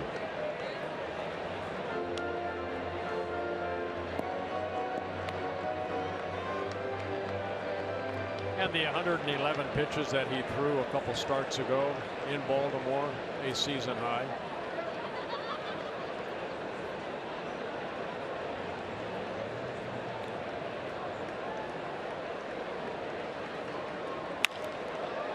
Base hit left field. A soft line drive just out of the reach of Headley. And Dozier in this inning lined out to center. Now a couple of base hits. We'll see if the Yankees go to the bullpen here. The ball left up a little bit, and Park gets his first hit. Byung-Ho's balcony back on July 5th. You can make your way to Target Field and show your support for Byung-Ho Park. Fans purchasing the special Byung-Ho's balcony theme night package will receive a game ticket in the deck, plus a limited edition Park Bang t-shirt. Go to twinsbaseball.com/park to learn more about the Byung-Ho's balcony theme night offer. Escobar, like Park in his first 2 at bats, a couple of ground balls to the left side. Kirby Yates warming up. It is a formidable bullpen, to say the least, that the Yankees have when they have the lead at about this point, because they got 3 guys that don't want to get you out. They want to strike you out. It's the other guys getting to those guys that has really been a problem. And a hot ground ball should be 2. And Escobar And that's going to be challenged because I don't think that was even close. Mark Carlson called him out. It looked to me like Escobar, and now time is called, and this is one of those situations that we first alerted you about when replay came in. Watch the relay, and first baseman, I think he'll be called safe. And then of course, what do you do with the lead runner? Plouffe went to third. Would he have tried to score on the close play? No, I don't believe so, because Plouffe had just rounded that bag on a bang play at first. But it's an element that you don't. They're not going to. They must overrule this, I would think. Oh, they are going to challenge. They are going to challenge it, and I think Escobar will be ruled safe, and there'll be runners at first and third. And maybe if it were a faster runner, but these are all things that umpires have to look at. Now, when they review this, they will look and see where Plouffe was when the temporary out was made at first base, and whether the third base coach was motioning him to come in.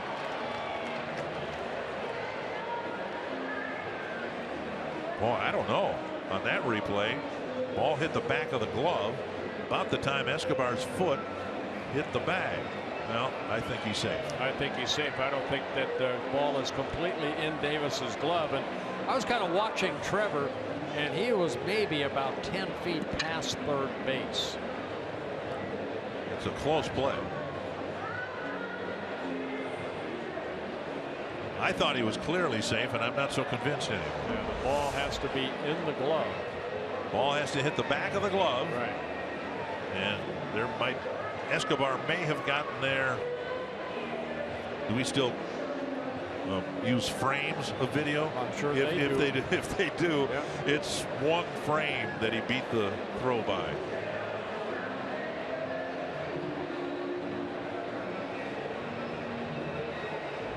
We'll try to slow it down. See the ball in the back of the glove. The foot is on the bag. On the bag.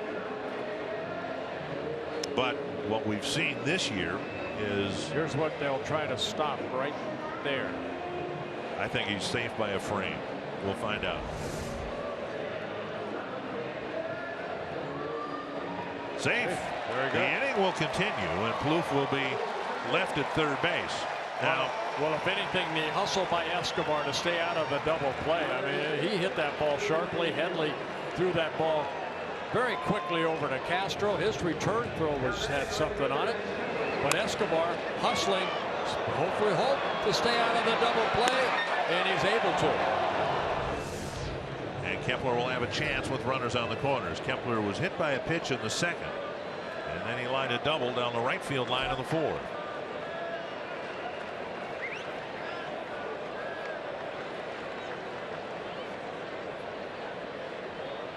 Swing and a miss, tied him up inside.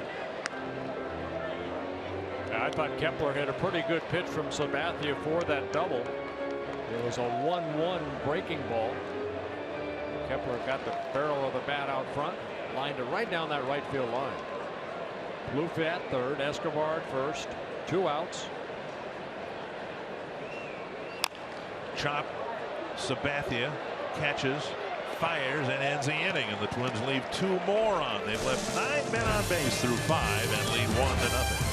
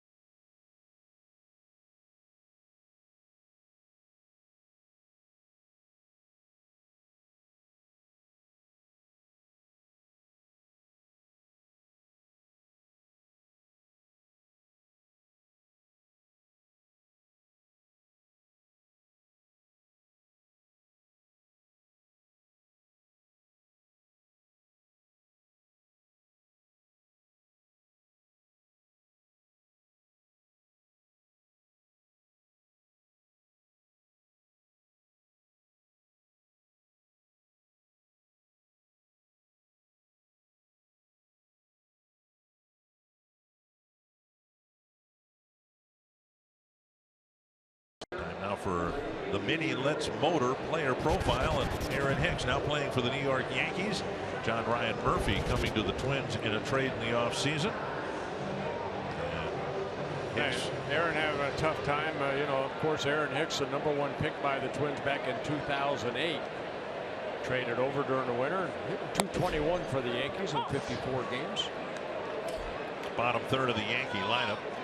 Gibson's faced the minimum through 5. He has given up 2 hits, but 1 hit was taken care of when Rodriguez tried to stretch a single into a double, and then Headley singled and then was erased on a double play.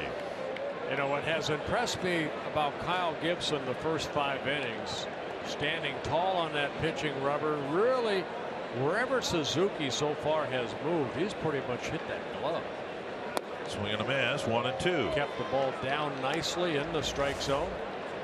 Kyle, of course, not much of a windup other than bringing that left leg up and then straight over the top, creating and helping that ball get down in the strike zone.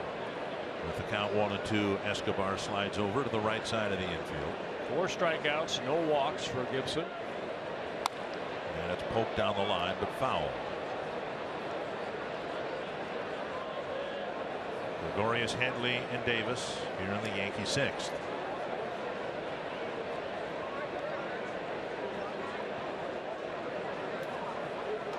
And a good pitch count as well. Pitch number 69. And a base hit where Escobar was standing a pitch ago. 3rd hit for the Yankees. It comes with nobody out here in the 6th inning. Only in Minnesota can you experience amazing adventures and hidden treasures on Minnesota's own Iron Range. You can travel a half-mile beneath the surface to a vast underground mine, or stay above ground on a trolley riding atop it with a breathtaking mine view and canyon walls descending hundreds of feet. Find endless ideas for the perfect getaway at exploreminnesota.com and share your favorites with #OnlyInMN. Runner goes and the pitch fouled away. I think Joe Girardi tried a little hit and run right there, right off the get-go with Headley and Gregorius.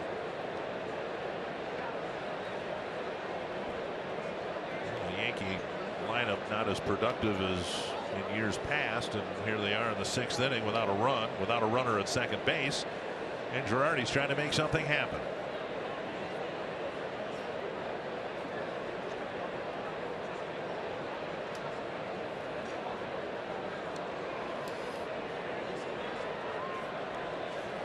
There has not been a stolen base against Kyle Gibson in only 1 attempt, so he's pretty quick home.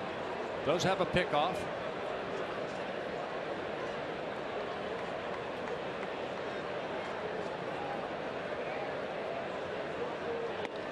When we've seen Gibson at his best, and there have been glimpses of it, that's not this year yet, but when he's been good, he's quite capable of doing what he did in the 3rd inning, and that is take care of a base hit with a ground ball.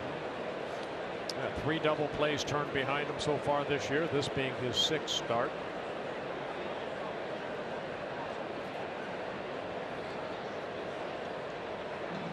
And that drifts outside, 2-1.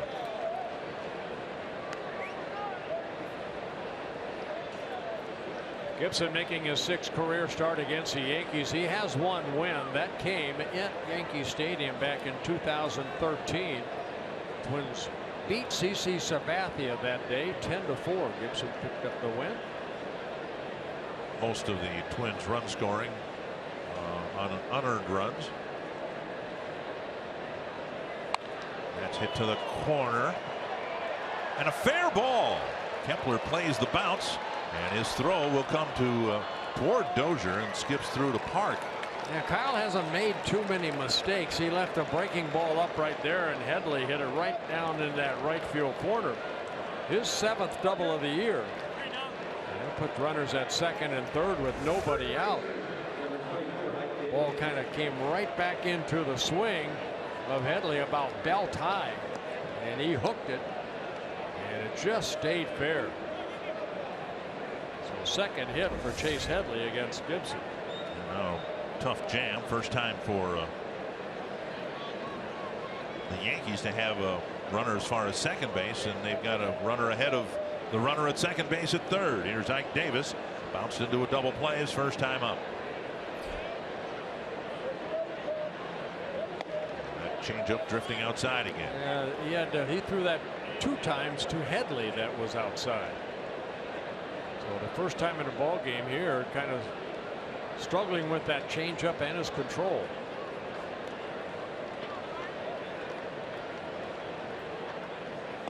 Two and 0. Kyle did not make the trip to Anaheim against the Angels. They kept him back here so he would get a good night's rest and hopefully have a good outing. So far so good.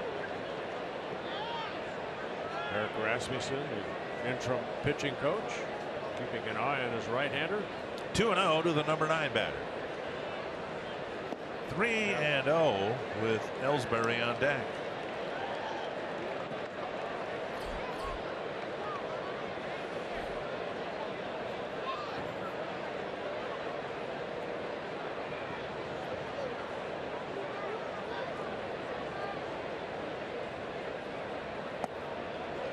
And a 4-pitch walk. It's been a chronic problem for this Twins pitching staff, veterans and younger pitchers alike, and we'll still put Gibson in that younger pitcher category, making big pitches when the heat is on.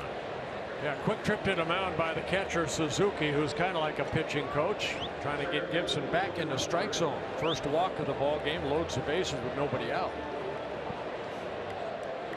And that's been a problem. You see Boucher starting to loosen up, but just the multi-run innings that the staff has allowed.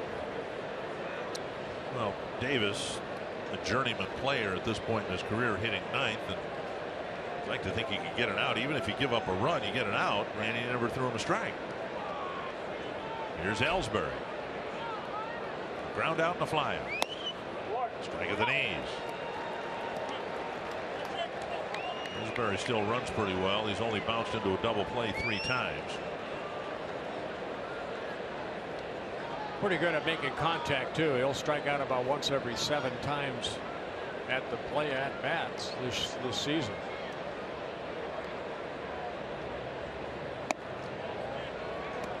Now 1-1. 32 times he has struck out in 213 at bats.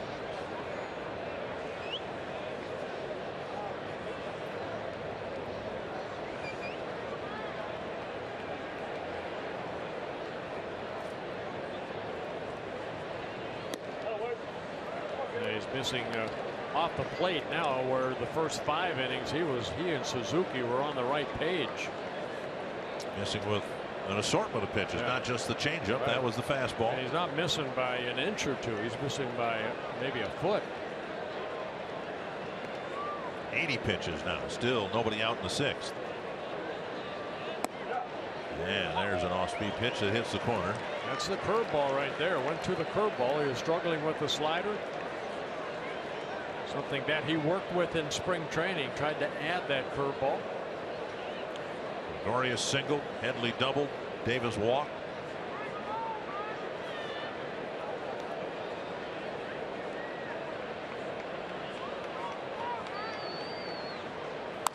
Pulled foul. Breaking ball in the inner half. Ellsbury's right on top of the plate. We've seen Gibson, so a lot of times he'll get that strikeout down and into lefties. Ellsbury, as you mentioned, right on top of the plate. The ball was up a little bit and he hooked it foul. See where he stands in the batter's box. A little open stance, but as that ball comes toward home plate, he will take that right foot and go right toward Gibson. Drilled to the gap in left center field. Buxton will cut it off. 1 run will score. The throw coming back toward the infield. And the Yankees have tied it up. Still nobody out. Well, you get the veteran hitters like Ellsbury. Yeah, he pulled the other one, but a pitch away. Kind of like Chase Headley. He got that pitch up. Gregorius a pitch away, just went with it. Well, bases loaded, nobody out. Pitch by pitch to Ellsbury. Gets ahead in the count with that sinking fastball and misses with the breaking ball. And that's the changeup right there that he's been missing this inning with. Good slow curveball there. And then that one a hook foul. And then he left a pitch up about thigh high, and good hitting by a veteran hitter Ellsbury. Taking it the other way, picking up an RBI, his 22nd of the year. Ellsbury tried to pull that ball. The Twins had their ground ball double play there. As it is, it's a base hit, a tie game, bases loaded, nobody out. And here's Brett Gardner. Gardner tried to bunt. Ryan Presley warming up. Tried to bunt in the first inning with a 3-2 count, bunted it foul, so he struck out, and he bounced to Dozier in the fourth. Infield halfway in here. Headley, the runner at third, doesn't run well. That's why he was held on the base hit to center a moment ago. Yeah, Gardner, you know, he's got 5 home runs, but more of a slap type hitter. Career .265 hitter coming into this year, his 9th season with the Yankees. You see this inning, previous 5 innings, outstanding, but this will be pitch number 21 this inning, trying to get the first out. To short right field. Dozier. Infield fly rule was called. And that's a bit surprising because Dozier was still backpedaling into right field. The first base umpire Mark Carlson called the batter out. 1 away. There was a play in the playoffs a couple years ago where on a similar ball hit to left field, the infield fly rule was called. The ball was dropped. Generally, umpires, at least it's been my experience, they'll make sure an infielder is camped under it and not moving. Here is Beltran. Gibson has a chance if he can get a ground ball hit at somebody to get out of this mess. Swing and a miss. Beltran's bounced into 7 double plays.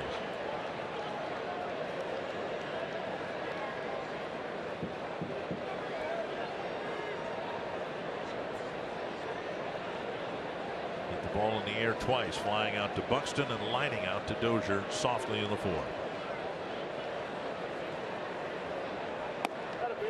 Just off the outside edge.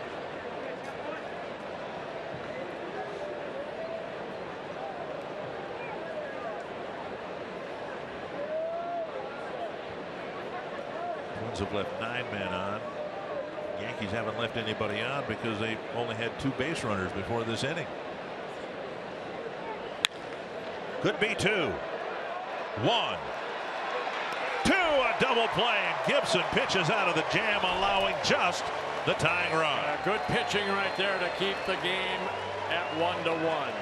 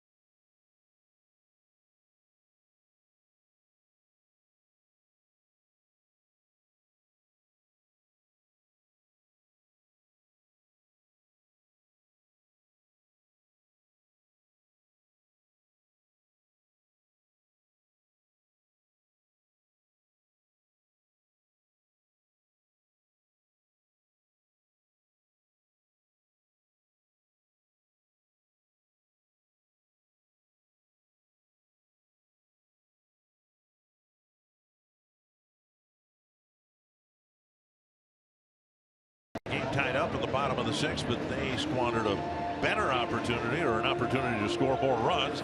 Twins have done that a number of times here tonight. You know, they have that kiss cam between the innings, and There was a young couple here celebrating their 65th wedding anniversary. So happy anniversary. And they kissed in front of God and everybody here at Target Field. Isn't that awesome? Kurt Suzuki leading off the 6th. And the pitch hit toward the hole. Gregorius picks it up. Sidearms his throw perfectly on target. 1 down.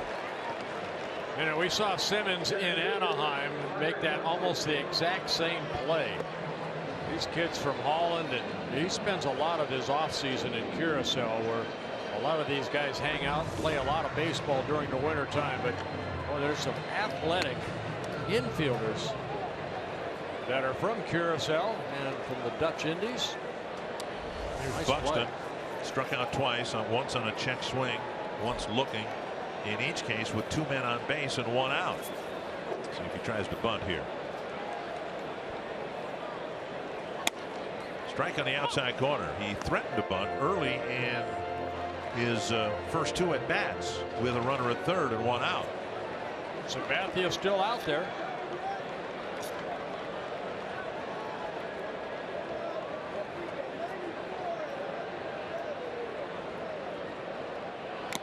You know, too, Dick, this is how you pitch 200 innings like Sabathia. As long as he's healthy, he's going to make 32, 33 starts, average just over 6 innings a start. He'll be right around 200, maybe 220. He has some outings that he'll go deeper.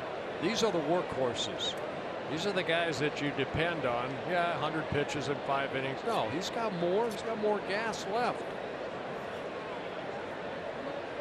Called back by Buxton. Sabathia not a young chicken anymore, 35 years old. This is his 16th season in the big leagues.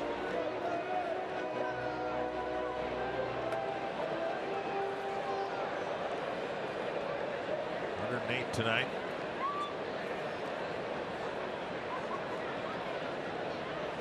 (0-2) to Buxton.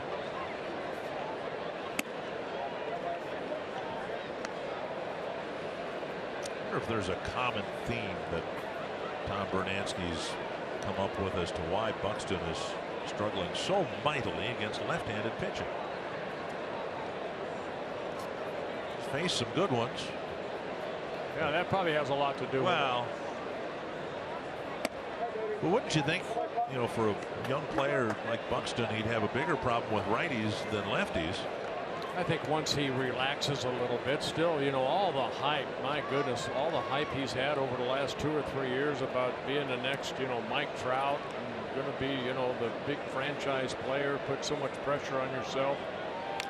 Until he can relax, he's not going to miss pitches like that.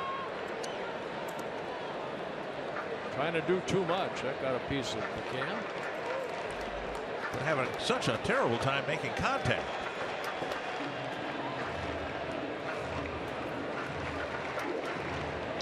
Buxton battling here. That just shows the difference between minor league AAA or AA pitching than up here.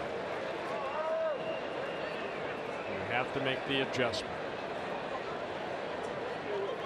Another 2-2. Took it right down the middle. It's the same pitch that struck him out in the 4th inning. 2 down. Backdoor breaking ball, and Sabathia picks up a strikeout, his 6th, 3rd time he has struck out Buxton. Time now for our Quicken Loans Rocket Arms, the team leaders for both teams. For the Twins, Ricky Nolasco with 68. For the Yankees, Michael Pineda with 79, and they will face each other Saturday starting at 12:30 here on Fox Sports North. And for Sabathia, that was strikeout number 7. 2 down on the 6th, and now Eduardo Nunez singled in the Twins run with a base hit to right on the 4th.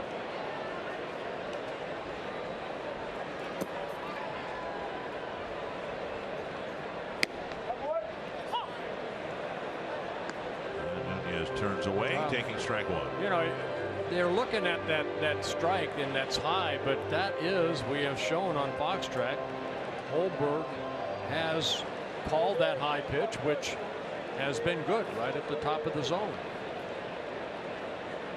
1 strike to Nunez. Bunted foul, 2 strikes. Came inside with a cutter. Sabathia had a 1-2-3 third. Pitched out of a jam in the 1st, the 2nd, Twins got their run in the fourth, another jam in the fifth. Yeah, he struggled at the beginning of the ball game. Twins had the chances in the first 2 innings maybe to score some runs, but they were unable to, and then he settled down. He did give up a run in the fourth, but he's battled here, as Gibson has too. 0-2. Just a bit high. Even Nunez wasn't going to chase that one. Well, you see 115 pitches now, and again, I'll say it again. I wish when they said 100, they should have said 120.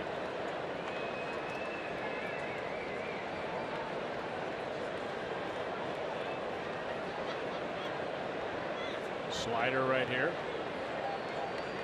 Backdoor slider. Popped up right field.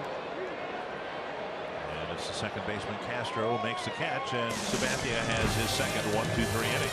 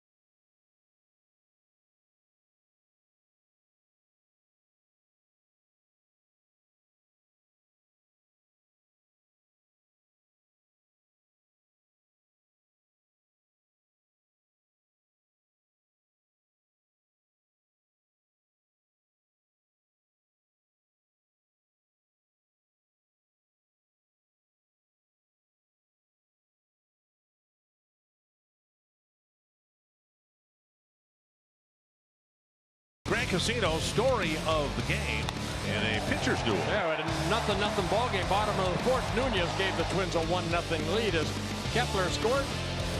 Tell you what, Gibson, he has really hit his spots, especially in the first 5 innings. Shutout ball, but then with bases loaded, Ellsbury ties the game with that RBI single, but second double play turned behind Gibson, and that was a big one with bases loaded and 1 out last inning. A little bit of an adrenaline rush for Gibson as he finished the 6th, so he's out there in the 7th pitching to Alex Rodriguez. Yeah, Rodriguez has led off all 3 times so far here tonight. He led off the 2nd with a base hit, a ground ball to short in the 5th,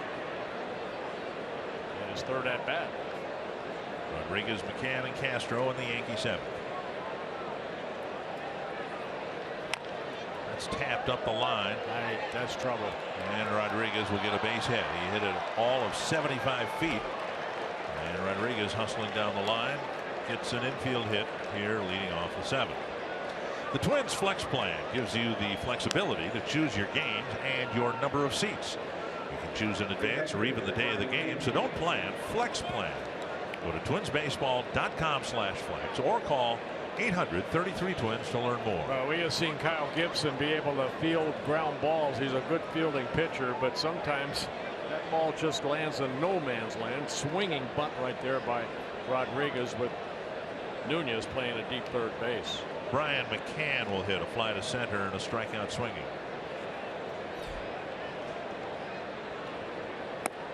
Taken low, ball 1.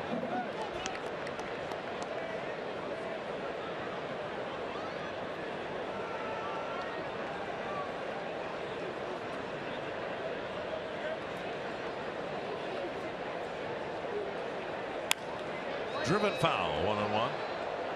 And McCann, in his 3rd season with the Yankees, he's got pop in that bat over the last 8 seasons, 20 or more home runs.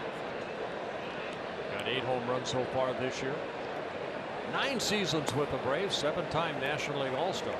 Presley and Abad warming up. Dylan Betances warming up for the Yankees.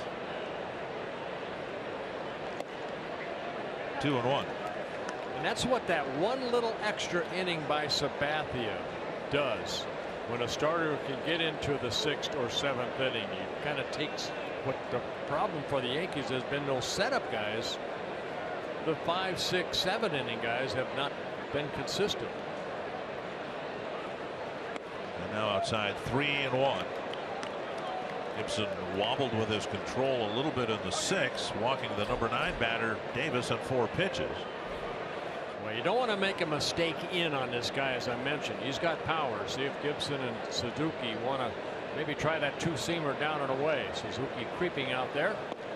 And not close. Gibson missed. Second walk for Kyle. So a number for a base hit. And a walk, first and second. And Gibson is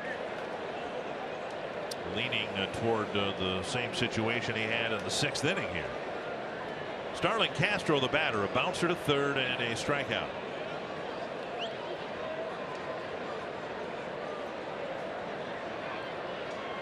If you're thinking bunt, Castro has not had a sacrifice yet this year. Nunez playing a step in front of the bag at third. Park step or 2 in front of the bag at first. Squaring, and there's a good bunt. And Gibson will fire and get the out. A sacrifice, advancing Rodriguez to third. Yeah, first sacrifice for Castro, advancing both runners up a base. And now Didi Gregorius. Gregorius singled in the 6th, scored the Yankee run. That'll be the end of the night apparently for Gibson. Approaching 100 pitches. And it wasn't the number, of course, but it was the walk that followed that signaled the end for Gibson. He'll come out, and Gregorius will bat with 2nd and 3rd and 1 away.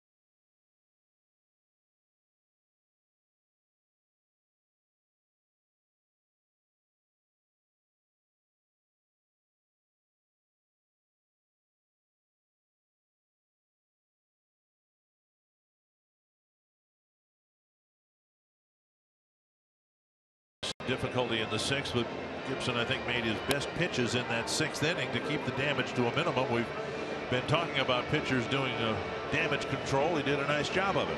Fox Sports North and the Minnesota Wild celebrating hockey this summer at the Minnesota Wild Summer Bash and NHL Entry Draft Viewing Party Friday, June 24th, 6 to 9 p.m. at XL Energy Center. It's free.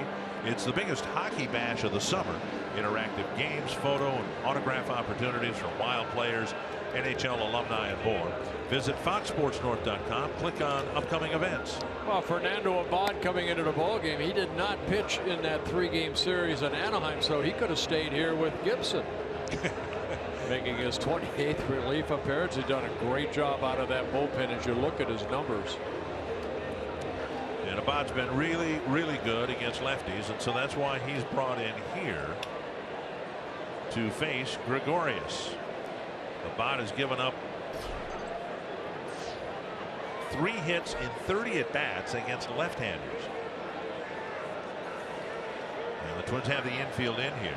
He's shown good control of that fastball, big slow curveball, good changeup. Deep to right field, and Gregorius tees off and hits a 3-run home run. As a first home run that Abad has allowed. Gregorius jumping on that first fastball. Gregorius hitting his 6th home run of the year. And it's a 4-1 Yankee lead. A big 3-run home run hurt the Twins. Fastball. You couldn't have thrown it down the middle any better. Fox Tracks presented by Carrier. And 2 of the runs on. Let's charge to Kyle Gibson. Wow, that hurt. Outside to Headley.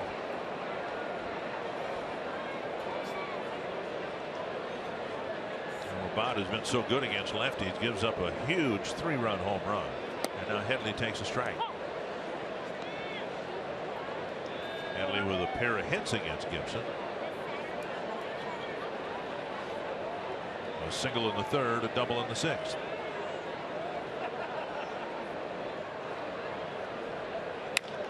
On the ground, Escobar scoots over on target to Park, 1 away. You know, again, that's why it's so important for a starter to complete an inning. Remember Nolasco against Jarrett Weaver and the Angels, he completed 6 innings. And that doesn't put the pressure on Presley and Boshiers and also Ramirez, who finished that ball game. A lot of times, you know, you come in as a reliever with runners on, make one mistake, boom, it's a bad outing. 2 down, and now Ike Davis. Strike on the outside corner.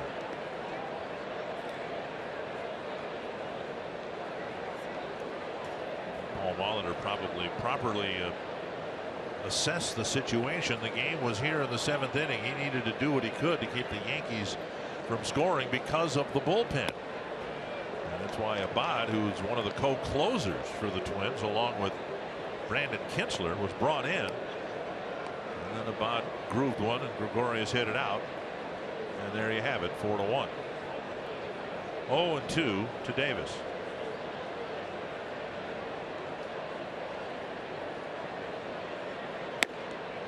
And Abad strikes Davis out, but his first pitch hammered for a 3-run home run, and the Yankees jump out in front.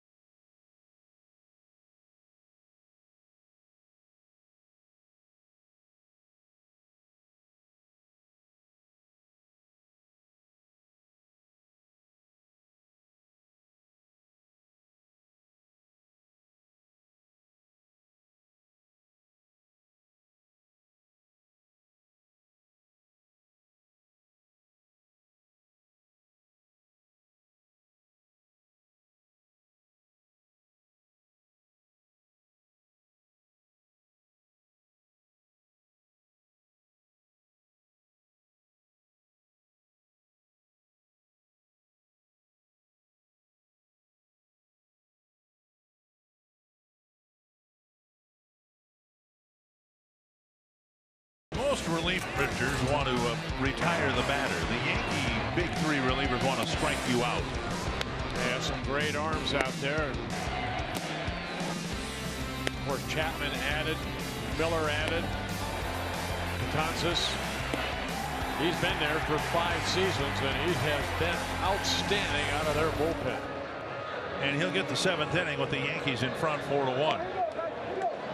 Bobby Grossman, Brian Dozier, Trevor Plouffe lined up to face him. All right, you look at the innings. So you're talking about 93, 95 outs he's recorded. And he struck out 61 of the 90. What did I say? 93, 95 outs. Right. And he struck out 2/3 of the guys he's gotten out. Yeah, Betances 28 years old in his 5th season with the Yankees. Last couple almost unhittable. Aaron Hicks in the game now in right field for Beltran. Strike 1 to Grossman, who now will hit as a left-handed batter. Grossman 0 for 2 with a walk.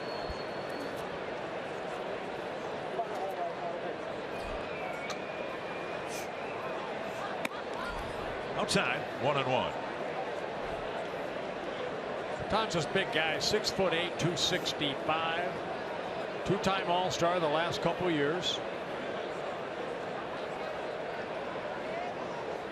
A split finger, that's a split finger right there.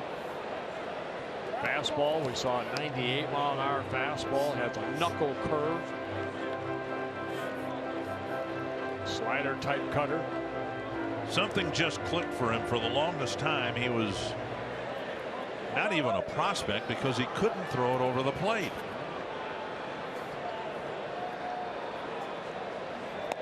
And that's on the outside corner. Grossman is called out. Yeah, looked like the slider right there. Betances picks up a strikeout. Yankees and Twin Series is brought to you by North Dakota Tourism. Start your journey at NorthDakotaLegendary.com.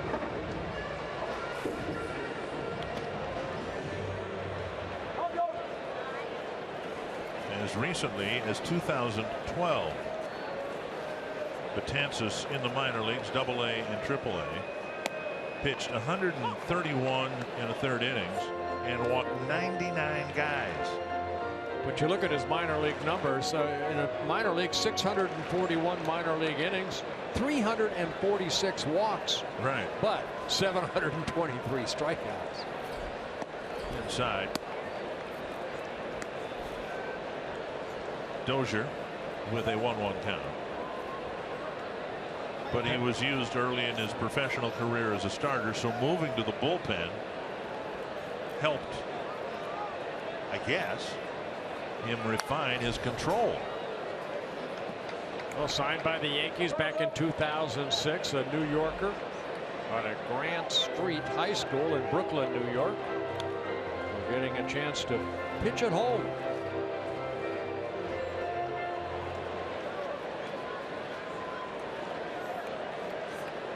One and 2 to Dozier. Inside missed.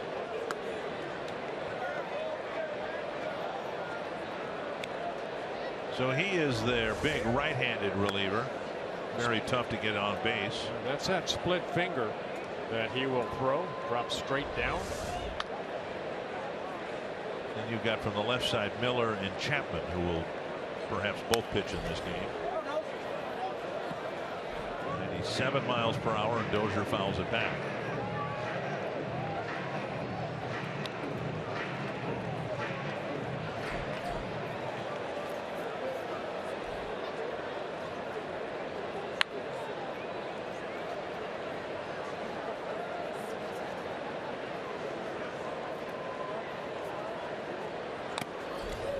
Fouled off the chest protector of the catcher, the umpire to the screen. I remember, I believe it was Wetland that was the closer for the Yankees many years, and it had a guy named Rivera that kind of set him up.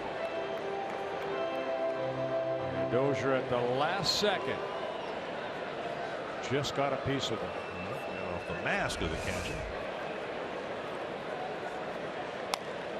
And out in front of the breaking pitch and a foul pop. McCann with the catch on the warning track, 2 down.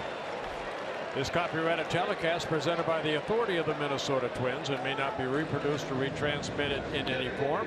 Any accounts and descriptions of this game may not be disseminated without the express written consent of the Minnesota Twins, LLC. And now Trevor Plouffe.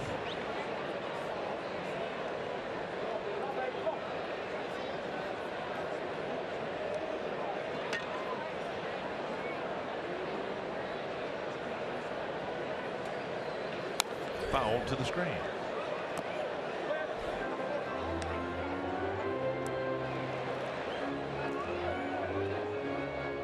You know, I pitched with a guy in the Pittsburgh Pirates with Jim Bibby that was about the size of Patano. Oh, sure.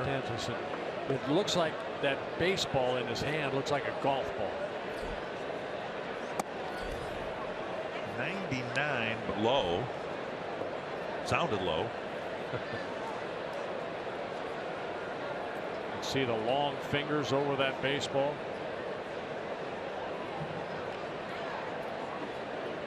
One and one. And 100, but low and away.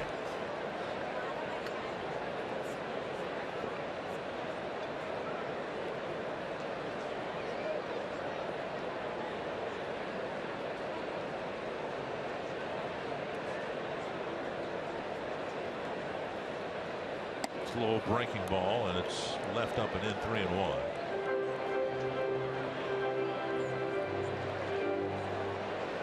Buddy Bouchier's warming up.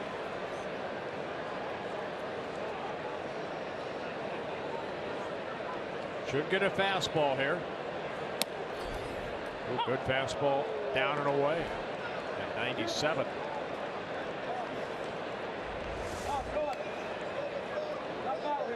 Pitcher's pitch. It's one Ted Williams said he'd hit 262 if every pitch was there. Base hit to left as Plouffe pulls a 99-mile-per-hour fastball, and now with the bobble and left by Gardner, Plouffe will go to second base. Should be a base hit and an error with 2 outs here in the 7th. Yeah, we showed you the previous pitch down and away. This one left in allowed Trevor to open up quickly and hit it sharply in the left field. Gardner had trouble getting it back in. He'll charge with a double. An error, his second error of the year. So it's a base hit for Plouffe. See the location of that pitch. He wanted it down and away. Gardner getting it back in, but Plouffe at second base. And now Park. Slow breaking ball, and it's over for a strike. Now here's Park. He was in the on-deck circle during the Plouffe at bat, and he saw 98, 99, and 100 miles per hour. This will be the biggest challenge velocity-wise that he has had yet.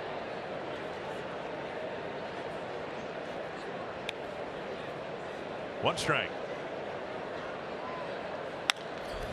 Up the middle and right to the second baseman Castro.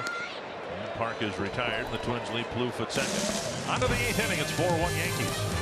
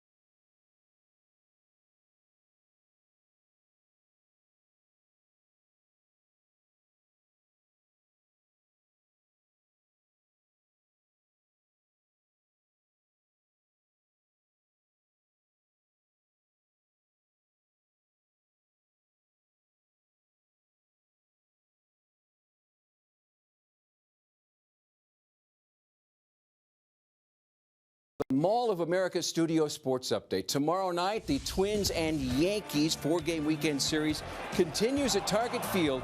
We'll get you ready for Game 2 as Anthony LaPanta and Roy Smalley bring you Twins live starting at 6:30. Dick Bramer and Bert Blyleven bringing you the game, Twins and Bronx Bombers Friday. Thank you, Tom. Speaking of bombers, they had the slow pitch softball with the long haul bombers who were here before the ball game today for an exhibition, hitting softballs into the third deck routinely. Unbelievable. Here, Buddy Boucher's. Buddy has done a great job out of that bullpen since being called up in late May, making his 9th relief appearance. He worked in Anaheim on Monday, a 1 shutout inning in the Twins' 9-4 win over the Angels.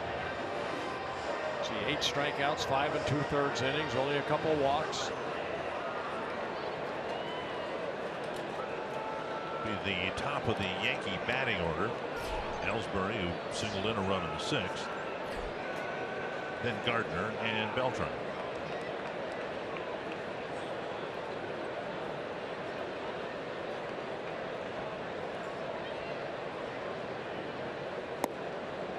And missing low, ball 1. Yeah, Boucher's at 6'3", straight over the top with that fastball, hard curveball, and a changeup.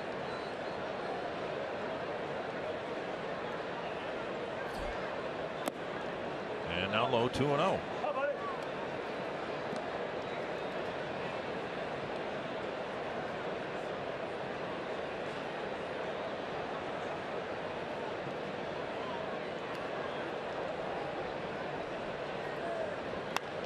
Pulled foul down the right field line, 2-1.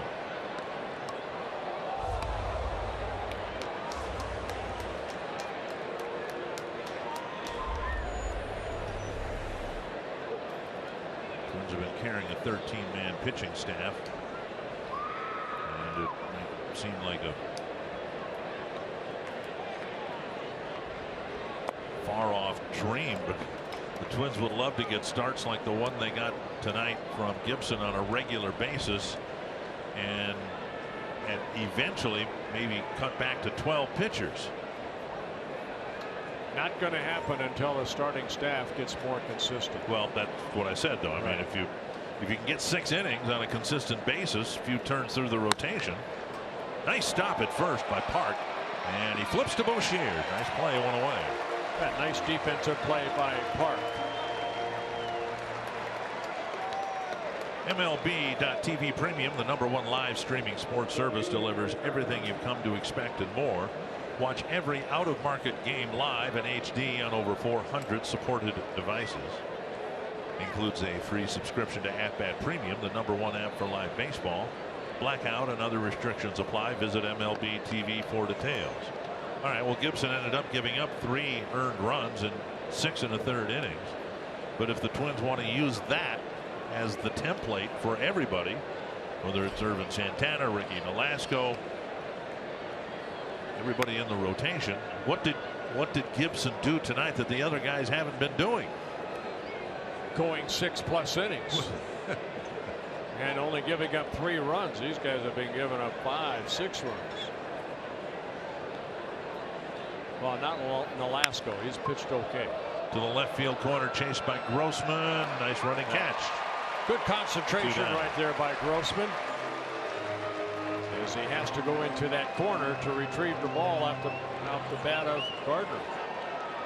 But it seemed like Gibson, moved the ball to each side of the plate, changed speeds within the strike zone. I thought the first 5 innings, if Kyle wants to look back at something and say something positive, look at the first 5 innings. He and Suzuki were right on the same page.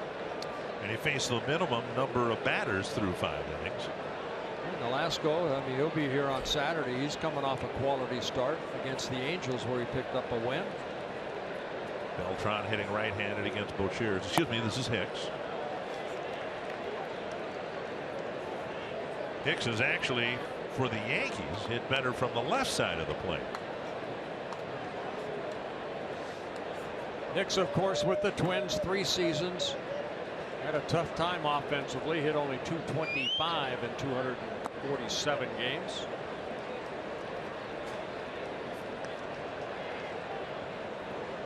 With the Twins, of course, it was just the other way. He was a much better right-handed hitter than left. The guy the Twins got for Hicks. This is rolled up the line. They need to watch this one. It will stay foul. Number A few years ago, Brian Dozier got a hit on a similar ball. John Ryan Murphy has struggled at AAA, but he does have his batting average over 200 down there.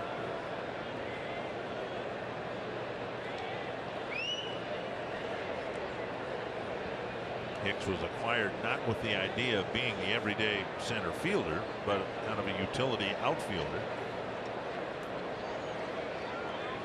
Well, Hicks still 26 years old. You know, he's kind of like Buxton was. Everybody expected Aaron Hicks to be the next center fielder before Buxton, you know, and just hasn't panned out. Well, I think everybody saw some encouraging signs though last year from Hicks.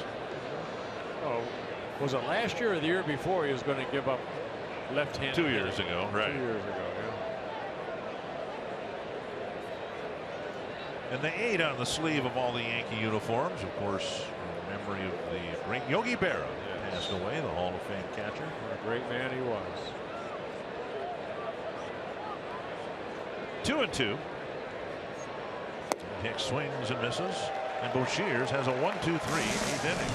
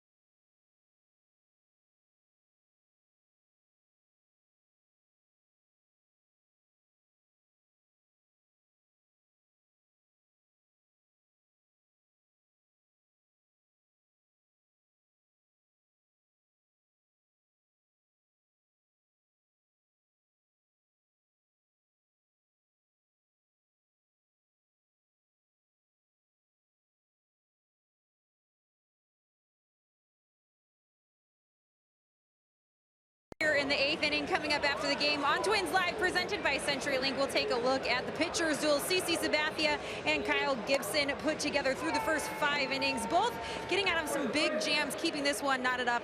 That was, of course, until Didi Gregorius took matters into his own hands. We'll take a look at his go-ahead blast, and we'll head to the clubhouse to hear from Paul Molitor. That's all coming your way next on Twins Live.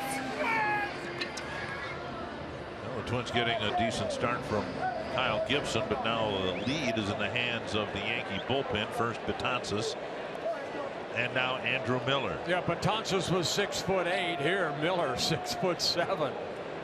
He could throw that baseball. Escobar takes a strike over the inside corner. Miller, 27 2/3 innings, has allowed only 16 hits. He has given up 3 home runs, only 3 walks, with 51 strikeouts. Fouled away. I mean, your relievers aren't supposed to have more strikeouts than the starters. Well, let's do the math here if I can quickly. Let's see, 6, you carry the 2. Oh boy. 80. Wow, you're carrying something? I carried my lunch to school. 83 outs, and 51 of them via strikeouts.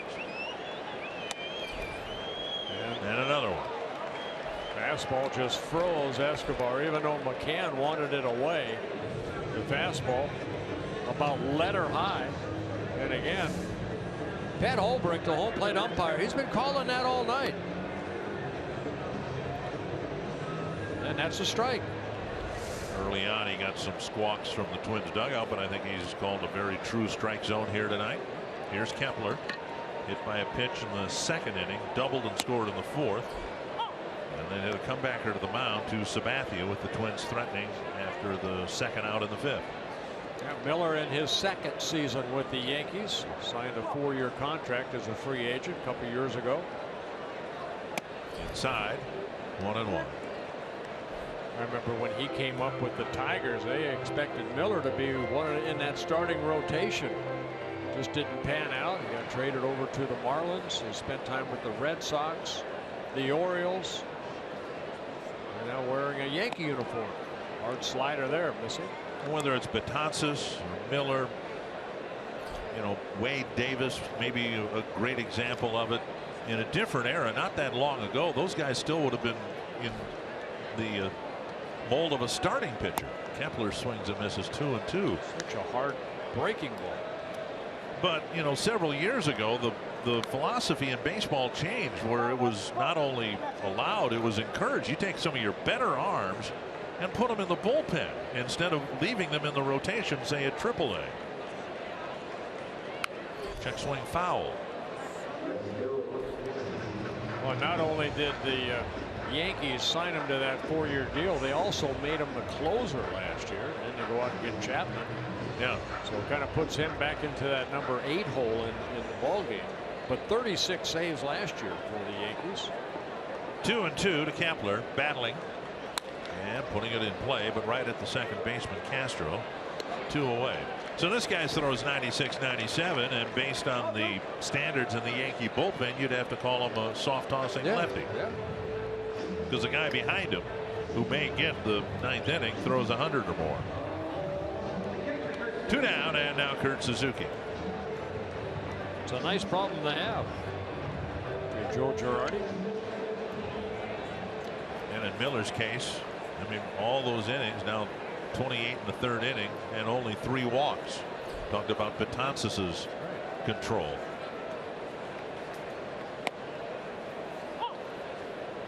Chapman, of course, didn't start the season with the Yankees. He's gotten about half his outs on strikeouts, 15 innings and only 3 walks. 1 strike to Suzuki.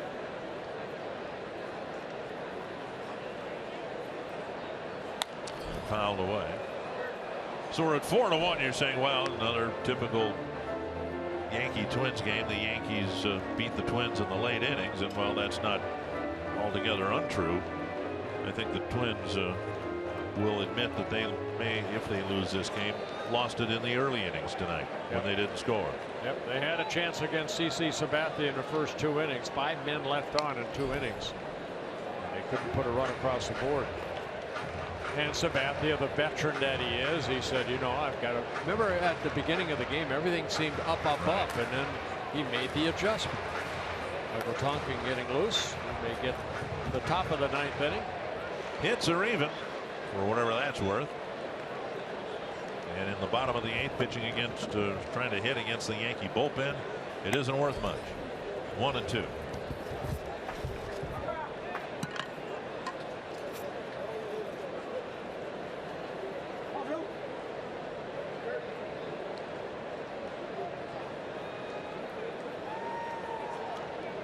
Kepler with 1 of the 7 hits.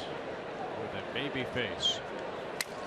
Cracked his bat, I think. Pulled foul. Well, Suzuki's had a good day at the plate, especially against Sabathia. Double in the 2nd. Infield single in the 4th. And then Gregorius made a great play, robbing him of an infield base hit in the 6th inning. Went far to his right. Made a nice play.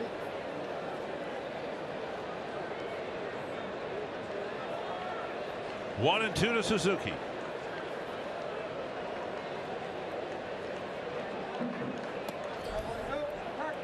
Two and 2.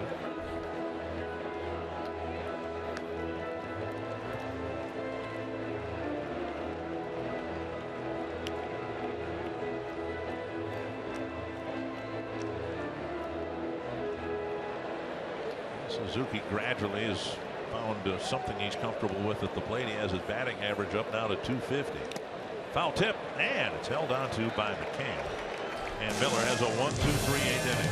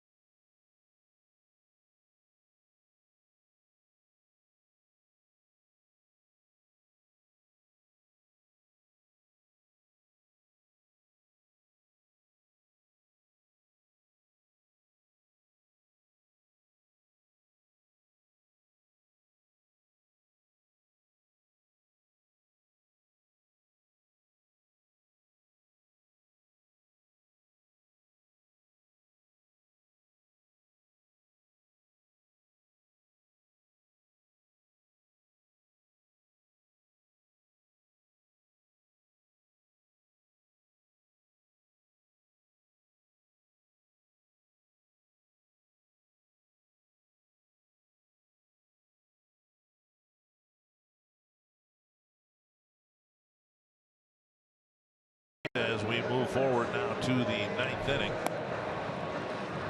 Beautiful night for baseball. Twins trailing by 3 runs, and Michael Tonkin comes into the ball game for the 30th time. Yeah, if they can bring in their tall guys, we can bring in our tall guy. Michael Tonkin at 6'7". He's making his 30th relief appearance. He pitched 1 time in Anaheim, 1 shutout inning. On Tuesday, gave up a hit and a walk. And at 5-4, Twins lost, and not a lot of run. Making his 30th relief appearance. He's done a good job out of that bullpen. 33 innings pitched, 30 hits, 10 walks, a little high, but 38 strikeouts. Tonkin will face the middle of the Yankee lineup. Alex Rodriguez, Brian McCann, and Starlin Castro. Rodriguez leading off an inning again for the 4th time. Not saying much, I guess, for Beltran and also Hicks. Rodriguez with 2 hits. He scorched a liner down the left field line, had a single, tried for a double, was thrown out. Then he bounced to short, and then he hit one 75 feet, died in the grass in front of Nunez. He got an infield hit, and by inning's end, the Yankees had their 3 runs. Tonkin has a good fastball. That ball just kind of ran in on Rodriguez.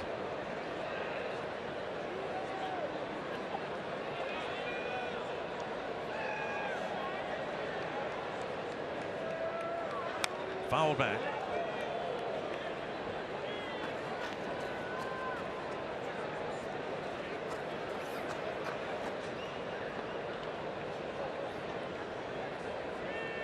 Rodriguez has 1 more year on his contract. He's 40 years old.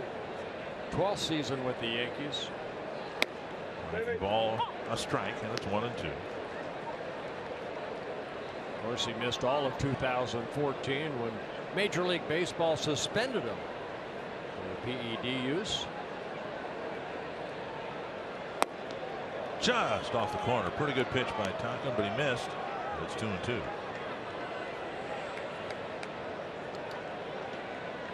Rodriguez didn't play or didn't start in the 2 games at Coors Field because there was no designated hitter.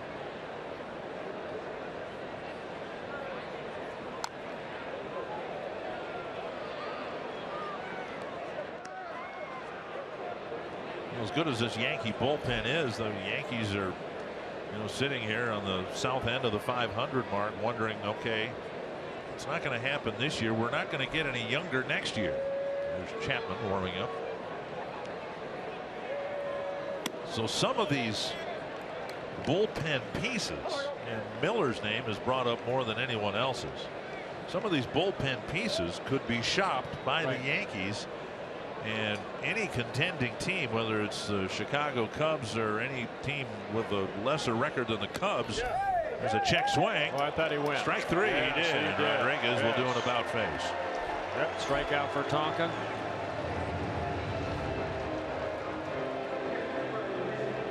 One down in the 9th. Oh, watch the barrel of the bat. Went too far. And then you try to sell it. That's what Mark Carlson at first base saw that. 1 down, and now Brian McCann.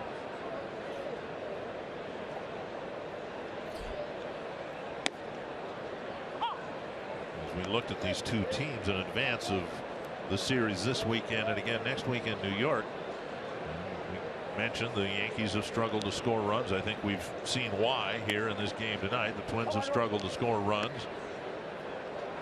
The separator between the 2 teams, and the reason the Yankees are within striking distance of the 500 mark, the pitching, where the Yankees have had some issues in the starting rotation, but this 3-man crew they have at the end of games is just about unhittable.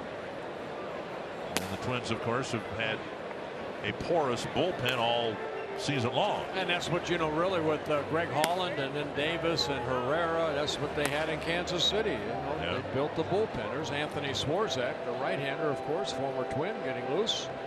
Yeah, for a brief time, you mentioned Chris Parmelee, and of course the Yankees had Aaron Hicks. There were 3 former Twins on this Yankee roster. Swarzak just getting called up not too long ago. 1-2.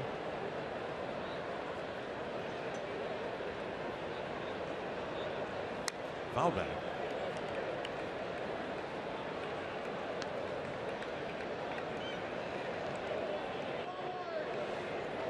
What the Yankees have too, even though they are a little bit older, they have all-stars. The first 6 guys in a lineup in tonight's ball game all participated in an all-star game, and then a lot of them multi-all-star games, like McCann, seven of them. Just a lot of good veterans. But as you said, they're getting older. There's not that next wave, though. You know, they. Oh, don't worry, the Yankees will buy it. Well, they thought they bought part of that next wave when they, got Ellsbury and brought him in, but he's, been a disappointment for them. And the farm system has remained fallow for a long time in terms of producing something from within, the likes of, Jeter and Pettit, guys like that. Posada. Another foul.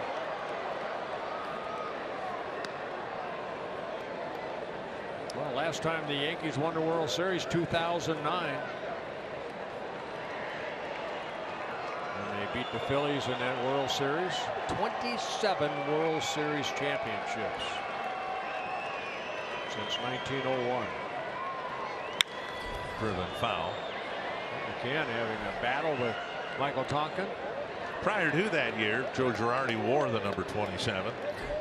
And he figured since the Yankees had won their 27th, he would up his number by 1.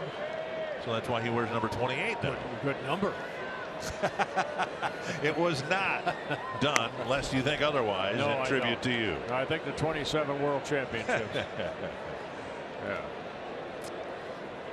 There's my number. 3-2 to McCann. 16 pitches already. Rodriguez had a long at bat before striking out on a check swing. And now McCann with a lot of 2-strike fouls.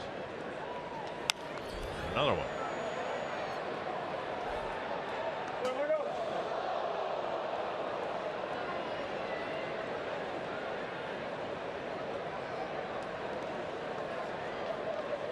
Well, one thing the Yankees are not afraid to, and that's spend money. There's a strike over the inside corner. 96 miles per hour. Good battle between McCann and Tonkin, and Michael wins his second strikeout. And 2 down. Here's Castro.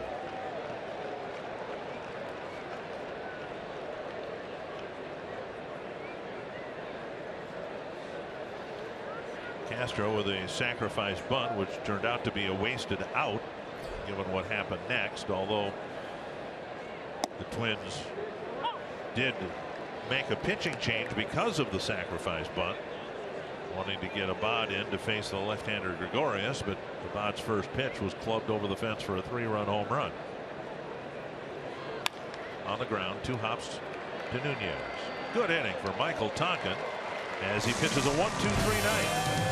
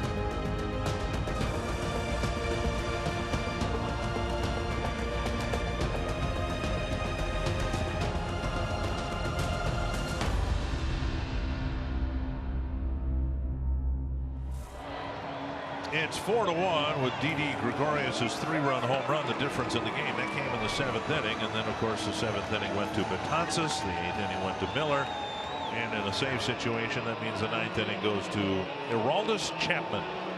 Yeah, Chapman's season started late. He is on a restricted list and making his 17th relief appearance. He has 11 of the 19 saves that the Yankees have. He has struck out 22 in 15 innings pitched. And you can see the velocity that this guy can bring out of that left arm. Hasn't hit 104 yet. I don't believe there's been a pitch here at Target Field that has ever been clocked at more than 100 miles per hour. So we'll see whether we see that from Chapman here. He'll face Buxton, Nunez, and Grossman.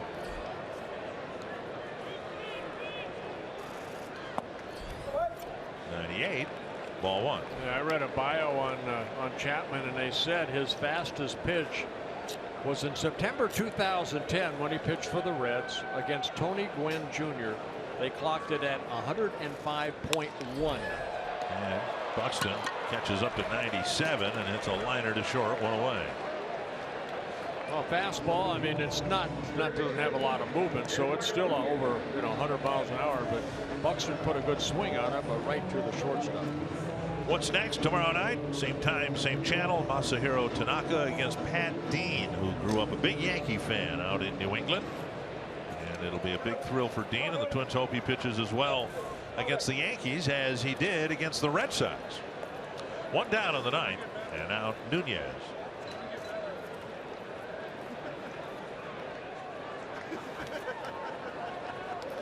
Nunez with a hit, a walk, a run batted in.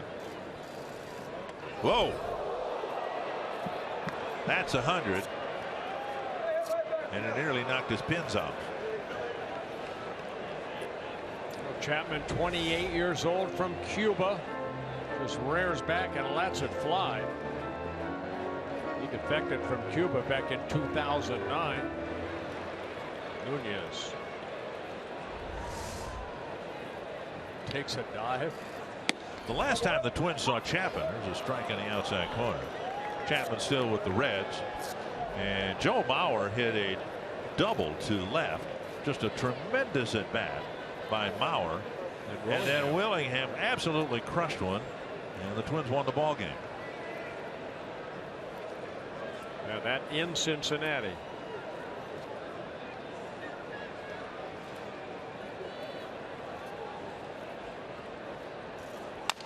Ouch. And Nunez run hard. I don't know whether he fouled the ball off his foot or whether he thought he had. I think he'll be shaking those hands for a little while. Yeah. Got into the kitchen. Usually we see him busted down the line, and he. Ouch. And Chapman right there. I'm surprised he doesn't throw the 100 miles an hour over to Davis. Breaking his glove. Well, Davis's dad threw. Maybe we didn't pay attention to it back then. I bet Ron Davis could throw mid-90s in his prime. 2 down, and here is Robbie Grossman. Popped up near the Twins dugout and out of play.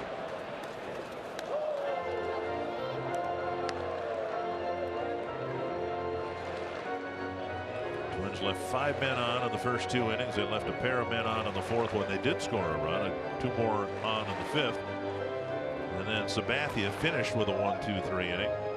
The Twins have had just 1 base runner since this game was handed over to the Yankee bullpen.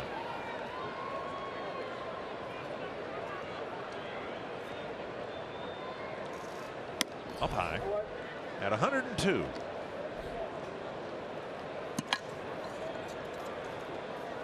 Well, 6 seasons with the Cincinnati Reds, had 146 saves out of their bullpen.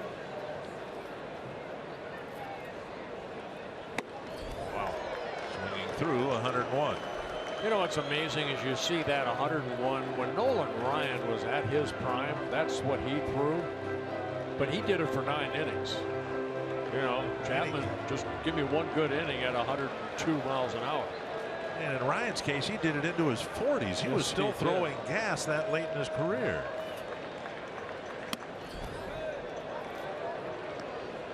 2-2. You